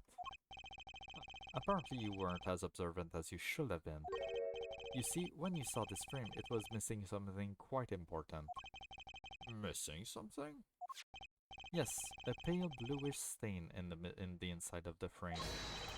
Atroquinine residue. What? Why wasn't I told about this? The frame is only 2 inches square. The base of the frame is even smaller. Maybe an inch wide at most. You aren't saying. Oh, but I am. Tell me, what fits in such a small frame? A commemorative stamp, perhaps? Order, order, order! The poison stamp was in this frame? Impossible. Prosecutor Gavin. Why would he put something like that on his desk? Don't tell me he had it there so he could commit suicide if the mood struck. You know, can I say something? I had a thought, see? What, Mr. Brushel? And please stop jittering around like that. The victim was a forger, right? There's a lot of money in that line of work. Forger forges friend, makes enemies too, end quote. So the poison stem might have been a murder weapon aimed at him. Objection!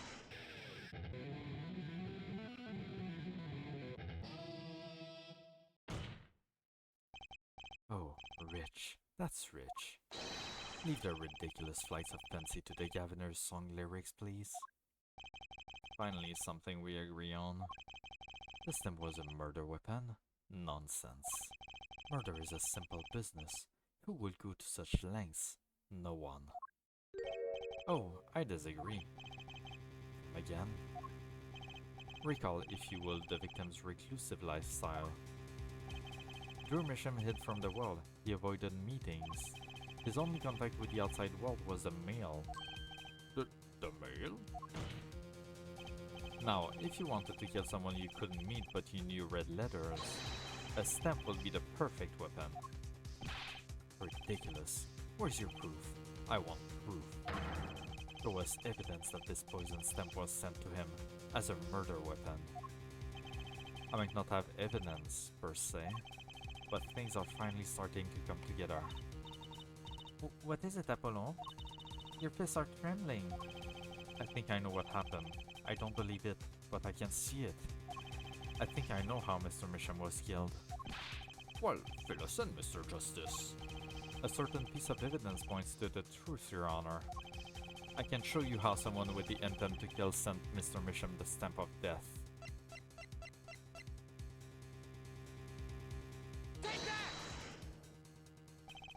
Isn't this the envelope? The one from 7 years ago? Think about the text of the letter again. There were 2 pages in the envelope. This is page 1. And this is page 2. I want to draw your attention to one phrase in particular. Send in the enclosed envelope with the enclosed stamp within 3 days. The enclosed stamp, Your Honor. Ah!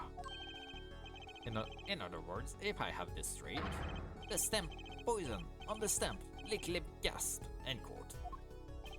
Now, what if he had done exactly as the letter asked? He would sign the document, put it in the envelope, and put the stamp on it, right?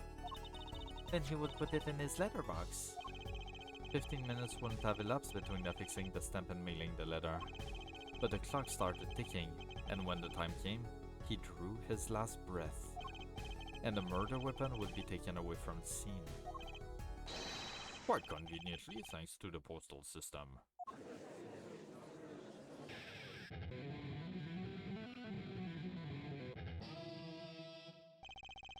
Such a splendid imagination you have, her forehead.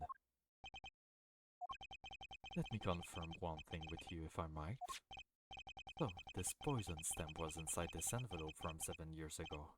Yeah? Is that what you'd have us believe? Really? Well, it is a little bit of a stretch, but there is a possibility. Yes, a very small possibility. How small, I wonder? The poison stamp in this envelope, a stamp that then became the murder weapon. What do you intend to prove this seeming coincidence? Well, it was 7 years ago, and we don't even know who sent that letter. And your answer is silence, I see. Very well. I move to... Is that Phoenix? It's not nice to pick on the Fraulein Clavier. Oh no, wait. Ah, Emma. What the fuck was that? What? Weird. Well, like my Christoph Gavin impression, did I sound like him? Don't quit your day job. Don't you have a crime scene to be looking after, Fraulein Detective? Someone had to come dig you out all of the mess you are making of this case. Mess? You know, none of this will happen if you just trusted in science a little more. You can find out that that stamp was in that envelope easy. Try to explain yourself, Fraulein Detective. Glare at me all you want, but science is on my side. It's only the residue, right? That's right, the poison detection spray. Produce a red envelope at once. You can open it on the authority of the court. Oh.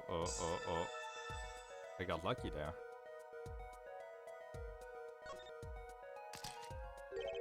Well, will you look at that? No mistaking it. That's the atriquinine residue. I don't believe it. A murder weapon from the past. Now, 7 years later, it bears its fangs at last. Objection! Absolutely outrageous. Tell me why. Why didn't this murder take place 7 years ago? Well, there's one possibility. Maybe Mr. Mission figured it out. Figured what out? He realized that the person who sent that letter wanted him dead. So he sent his reply with a different stamp. And put his decisive evidence in a frame.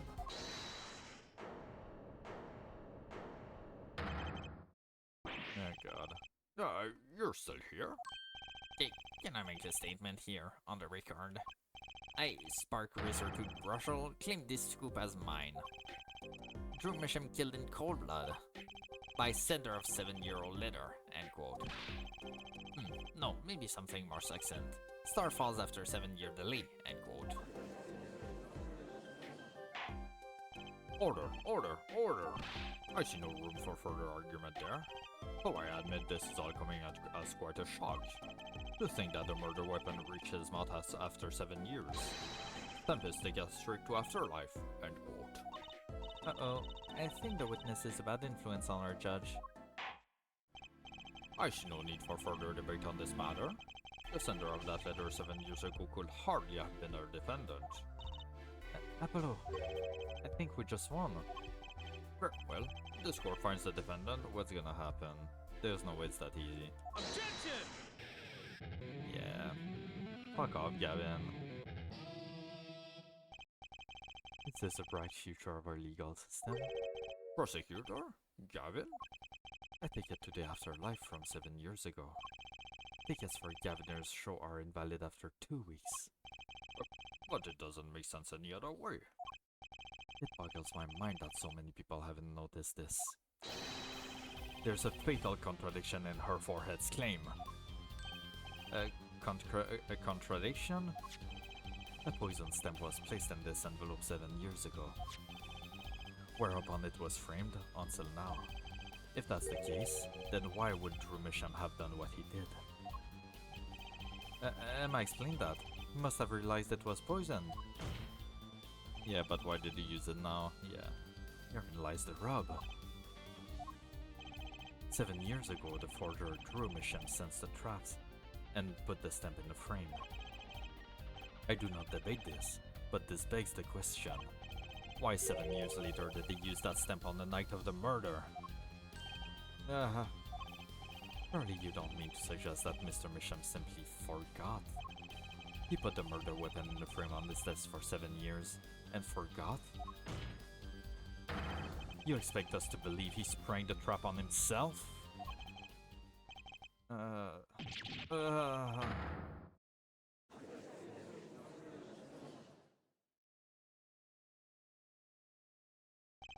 While I admit this is all quite shocking myself, it does seem highly unlikely that he will fall foul of a trap that had been sitting on his desk for 7 years. Apollo, I don't think we're winning anymore. I'm glad to see we're all back in the real world now. Welcome back to reality. We've been waiting for you. Okay, then how do you explain the poison stamp that was in the envelope? The poison stamp? Where exactly is this poison stamp again? Have you brought it to court for us? I see no proof that such a thing ever existed. Objection! What about the atroquinine residue, huh? Oh, I agree, that does seem to be atroquinine residue. But her forehead, it's certainly no stamp. Yeah, because the stamp... I don't know, actually. Yeah, but... Yeah, no, never mind, okay. He's talking about the fact that it's not there, alright. Even if your precious poison stamp did exist, Misham never would have used it. That is all.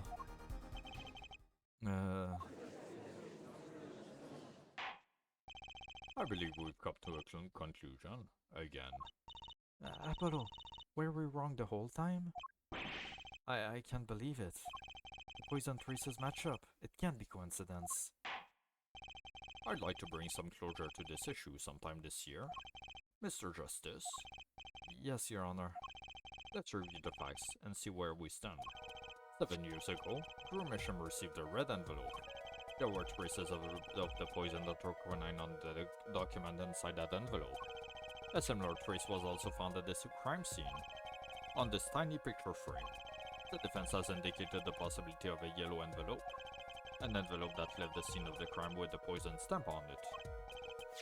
Yes, but even if this envelope contained a poison stamp, and Drew Misham, knowing this, put it in the frame, he never will have used that stamp.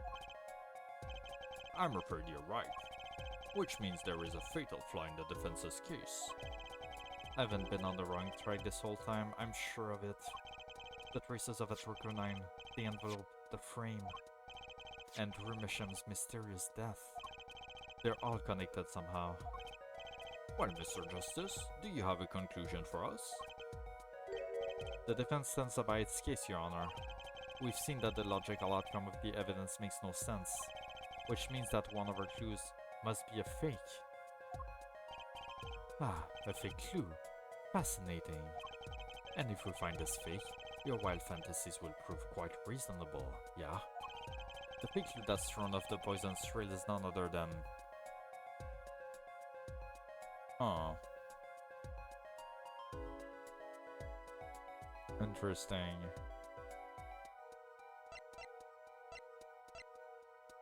I don't know. What?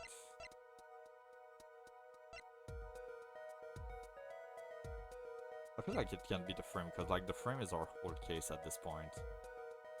The red envelope seems too relevant to be it, so I don't know. Drew Mission? The victim was a fake clue? I'm afraid I don't understand. I'll explain. We have an envelope, a frame, and a mug linked by poison. That all makes sense. What doesn't make sense is the victim himself. Objection! Congratulations, you've completely lost me. So the fake evidence is none other than the master of fake himself, the forger. It makes a good story, I'll give you that. The fake clue, fakes, forgeries. Ah! Know that face. That's the I just had an idea face.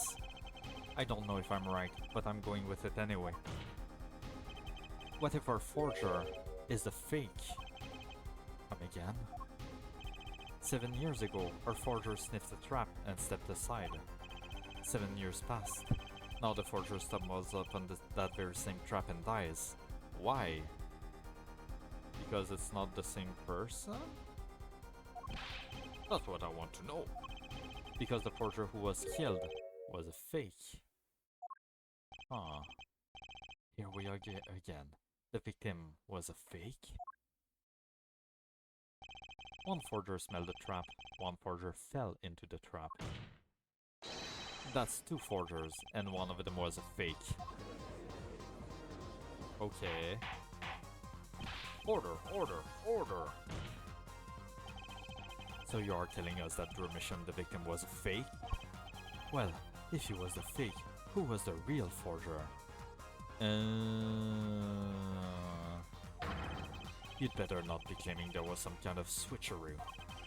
I'm afraid you're going to have to back up your story.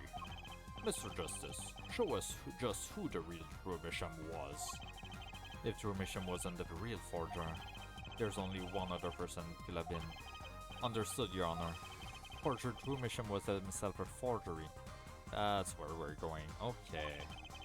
The real forger was Vera Misham. He does have a card, which I found interesting earlier. Didn't say anything, but yeah, I did find that interesting. That makes a lot more sense now. There can be only one explanation, really. The real identity of the forger known as Drew Misham is none other than his only daughter, Vera Misham.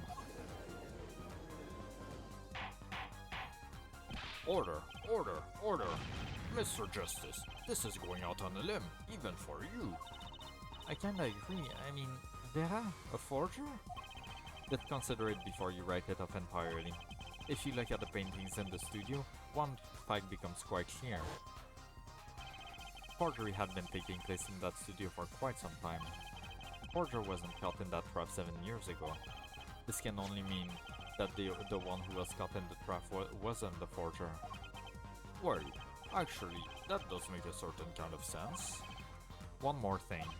Only 2 sets of fingerprints were found in the forger's studio. Drew Misham's and Vera Misham's. If we know that Drew Misham wasn't the forger, that leaves only one possibility by process of elimination. The forger was Vera Misham.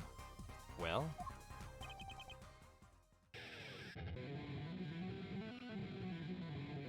I hate him so much. Fascinating.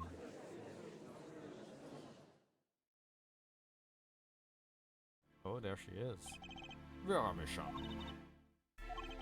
you've been paying attention to the trial so far? Let's just ask her and be done with it, shall we? Who are you?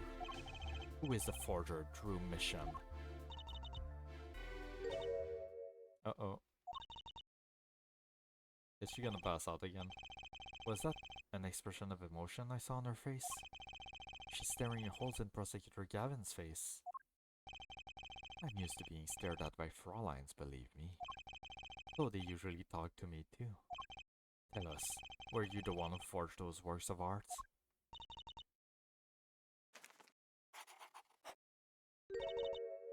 Yes. So the forger Drew Misham was you? Yes, it was me. What? What?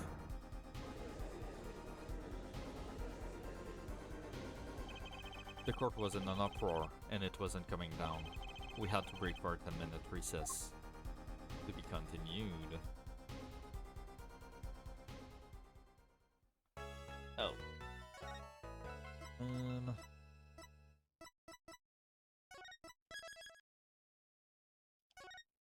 Okay.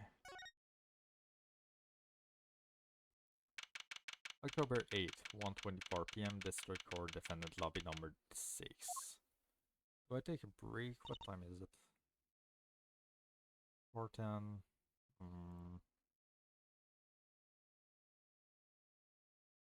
Oh no. I could take a break, but I don't think it's needed. I think I'm gonna end stream after this trial day is over, and Usually the second part of trial aren't too long. Usually, we'll see. Some of them, I mean, this is the last case, so... But it's not the last day of the case. We'll see. I'm just gonna roll with it. Okay, so where exactly does this leave us, Apollo?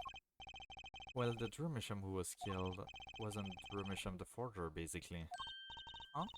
Well then, who was he? Well, he was actually doing her nails. So you really made those forgeries.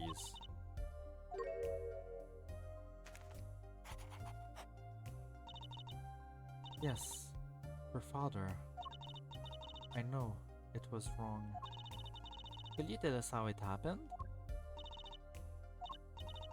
My father was a painter. I loved painting ever since I was a child. One day, father saw it in me. He saw that I had the talent. The talent for making forgeries? How should I say it? It was not only paintings I made. Given the materials, I could make anything. Anything. That's why there was all that other stuff. Okay. Father was so proud, and I so happy. But in the end, I was making those Forgeries. I've never had a good constitution, nor personality. I know very little of the world outside my door. Now, because of me, Father is... Do you know about this red envelope? I remember that envelope. It was some time ago. So you were already creating your works back then. I started when I was only 12 years old. So the one who figured out the stamp was poisoned, that was... Mr. Justice, it's time. To the courtroom, please. Right, out of time. Wait, Vera, just one more thing, please. Those 3 paintings in the studio. I painted those as part of my work. Right, see, we checked them out and saw that what was underneath. We saw the rough sketches underneath the 3 finished paintings. I see. Mr. Justice. Yes? Father, he knew of you. Of both of you. Your late father? He was watching, gathering information. All about the right and cool offices. Interesting, she called it the right and cool offices instead of the right and think talent agency. But lately we're not doing just law. Yes, you do tricks, gags to amuse, and play piano. Well, they're not really gags. Yet when Father heard you had to resume the legal business, how pleased he was. God damn it, was it actually Trucy's father? Who was Mr. Misham? How am I supposed to know? What if it was Daddy's daddy? Judging from the relative ages involved, I'd say it's highly unlikely. Things are already confusing enough with all these daddies running around.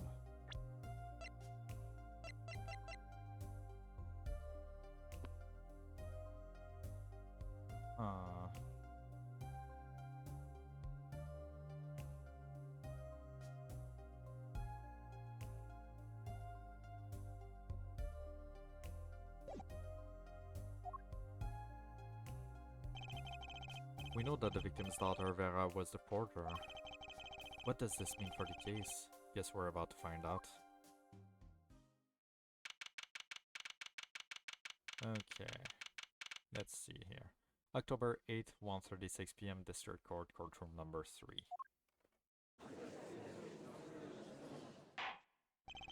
Court is now back in session.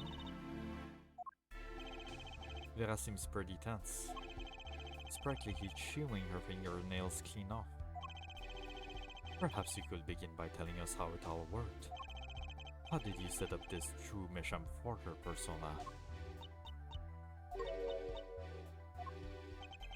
There's that stare again. He's drilling more holes into his head.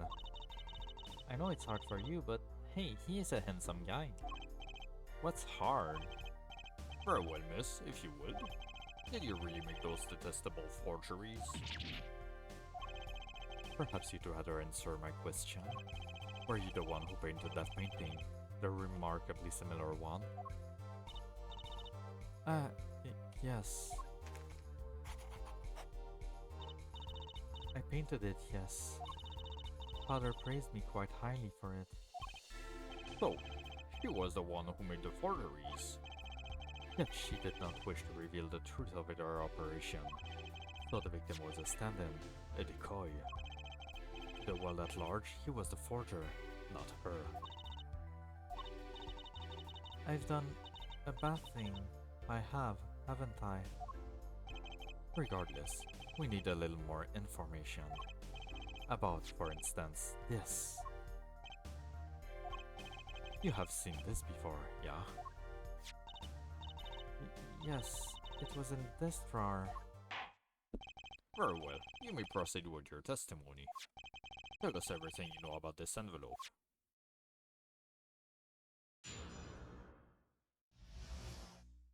The red envelope. I created things and Father sold them. This envelope came after my first work. That was other than a painting. Father handled the deal, all of it. What did you make for that fellow? I received the stamp that was in that envelope. It was after that job that we moved to the current studio. Okay. There certainly was much of great interest in your testimony. Not that a witness realizes it. Very well, please begin the cross-examination. Right, okay. I need more information about this forger. This true mission.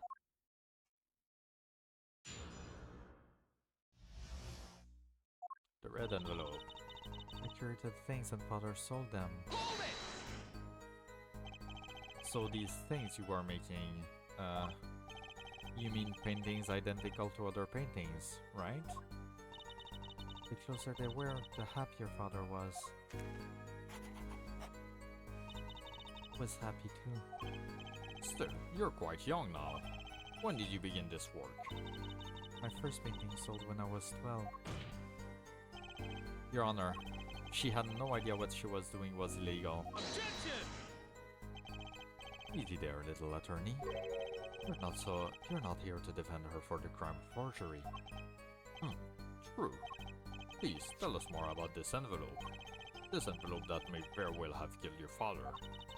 Alright. This envelope came after my first work. That was other than a painting. By other than painting, you mean you'd only done paintings up to that point? Yes. But Father had a realization. He noticed my talent extended to making things other than paintings. For instance, a letter someone had written, or a fingerprint left upon a cup, or a signature on a document, a seal upon a letter. None of this makes her sound very innocent at all. And the $100,000 promised in this letter was the start. The beginning of a new industry for True Mission. A new industry?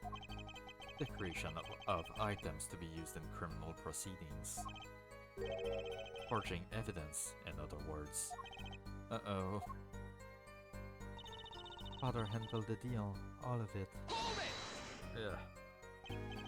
So you didn't know the things you were making were being used? I enjoy painting very much. I think I understand. Fraulein has lived in an unusual little world. Can you tell us what happened to the papers that were in this envelope? Father signed them and sent them back, I believe. Did he follow the instructions? Send in the enclosed envelope with the Sorry. Send in the enclosed envelope with the enclosed stamp. This is a rather important matter. Give your answer some thought.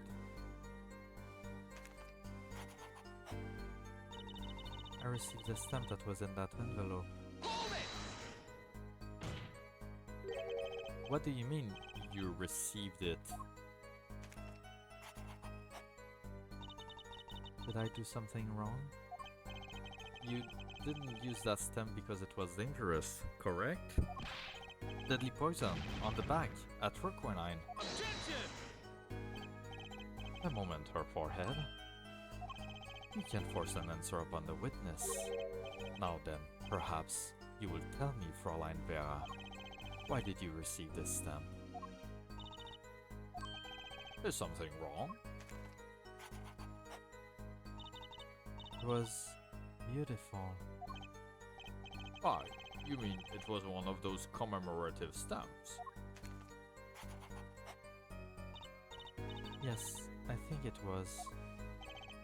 So, you didn't know about the poison?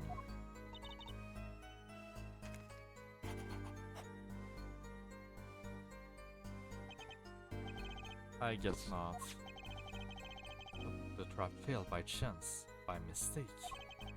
Thanks to this commemorative stamp. Quite a close call. It was after that job that we moved to the current studio. You mean you moved to where the current True studio is? Yes, we saw very few people there. I began drawing picture books. The single job had tied them to the criminal underworld. I think Mr. Misham wished to reduce their visibility in the world at large. When we had to meet someone for some reason, Father posed as the creator of the work. So that was the real essence of the artist's true mission.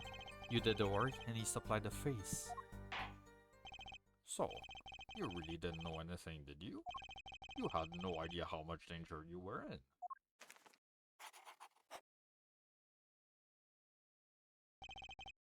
Apparently not. About this commemorative stamp, will you tell us more about it?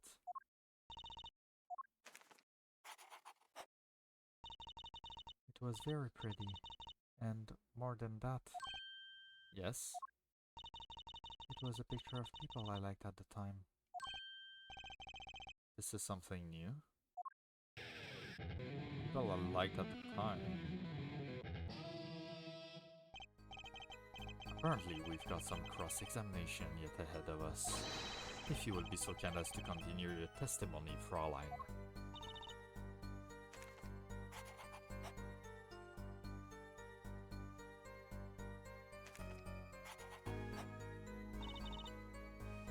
The stamp was a picture of my favorite magicians, so I kept it. There we go, there's the link.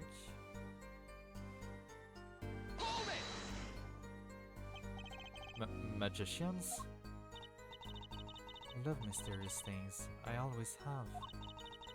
Even though she fainted when she saw Mr. Hat. You're confusing mysterious with freaky. Father took me when I was very young. It was a great magic show. I loved it so much. See? Isn't magic great? Fine, great, yeah, sure. No need to get all excited.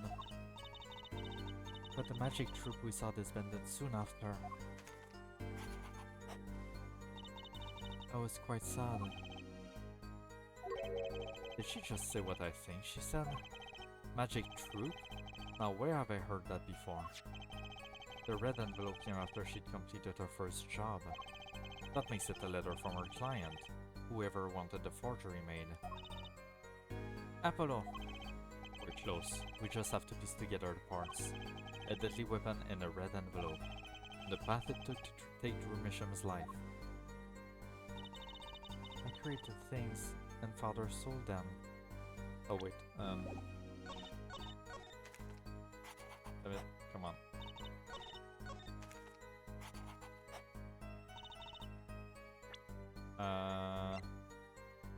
This? Objection! Yeah. Those magicians you liked, was it this bunch?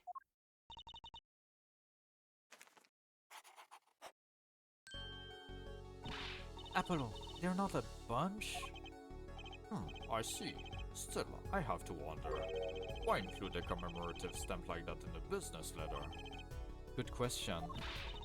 Well, pretty stamps are always better, and you can beat a true grammary. But the whole murder plan was a failure because of it. Ironic, don't you think? Prosecutor Gavin? Prosecutor Gavin? Grammary. What's with Gavin? Might I ask just one question of this witness? In your testimony just now, you stated this was your first work that was other than a painting. Please, tell me, what exactly did you make? Can I ask why? No, answer the question. Now.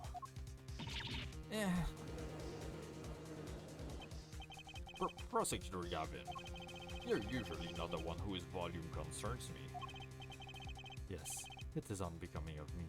I apologize. But I must know. Please, Miss Mission, tell me. It was a book. A single page in a book. A book? Please be more specific. It was a handwritten book. Like a diary.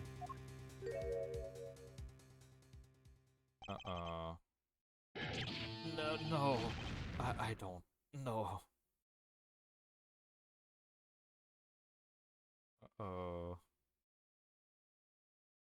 Does this have something to do with 7 years ago, maybe?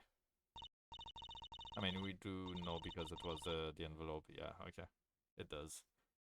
What's wrong with Prosecutor Gavin? He looks like he just saw a ghost. Miss Mission, this book. Was there a picture of a silk cat on the back cover? Yes or no?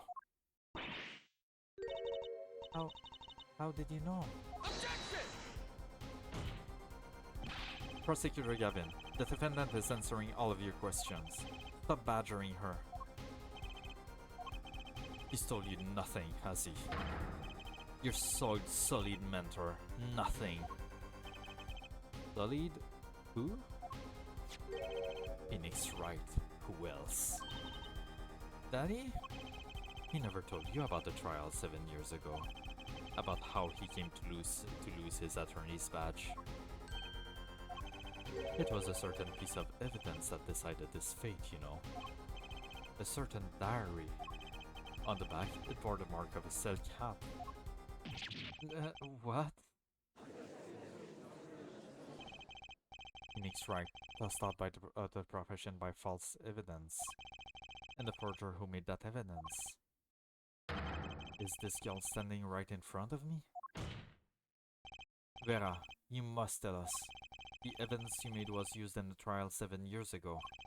Who asked True Mission, you, to forge that evidence? For all of our sakes, who was it?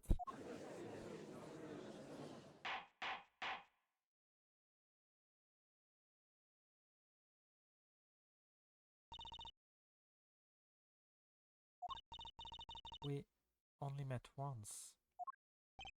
You met the client? Well, who was it? It was...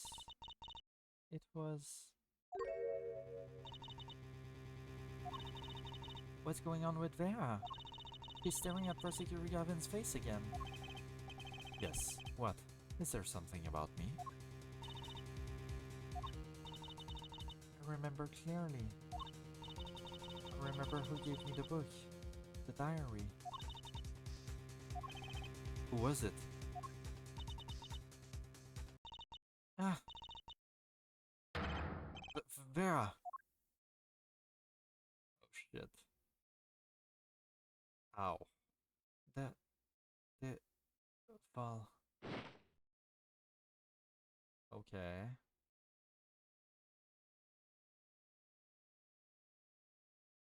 Shit, is that how we end this? Defendant Vera Misham. Condition unconscious. Examiner's diagnosis acute actocronine poisoning?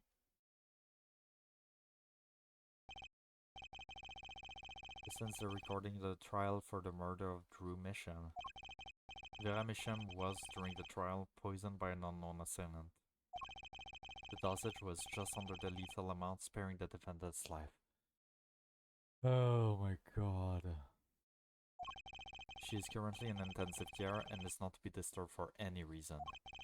A very simple case, at first glance, until it finally began to show its true colors. The long road to the truth takes us to the record of another trial. In some ways, that was the starting point of it all. Oh shit. And that is where we must go. Oh shit. To find the whole truth. Oh shit. Ah, fuck.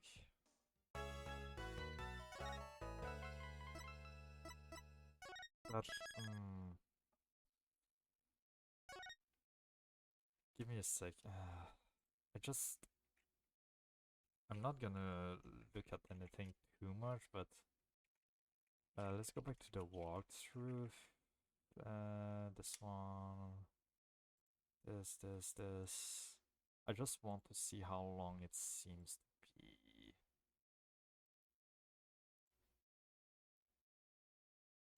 It seems to be fairly decent length of time, so okay.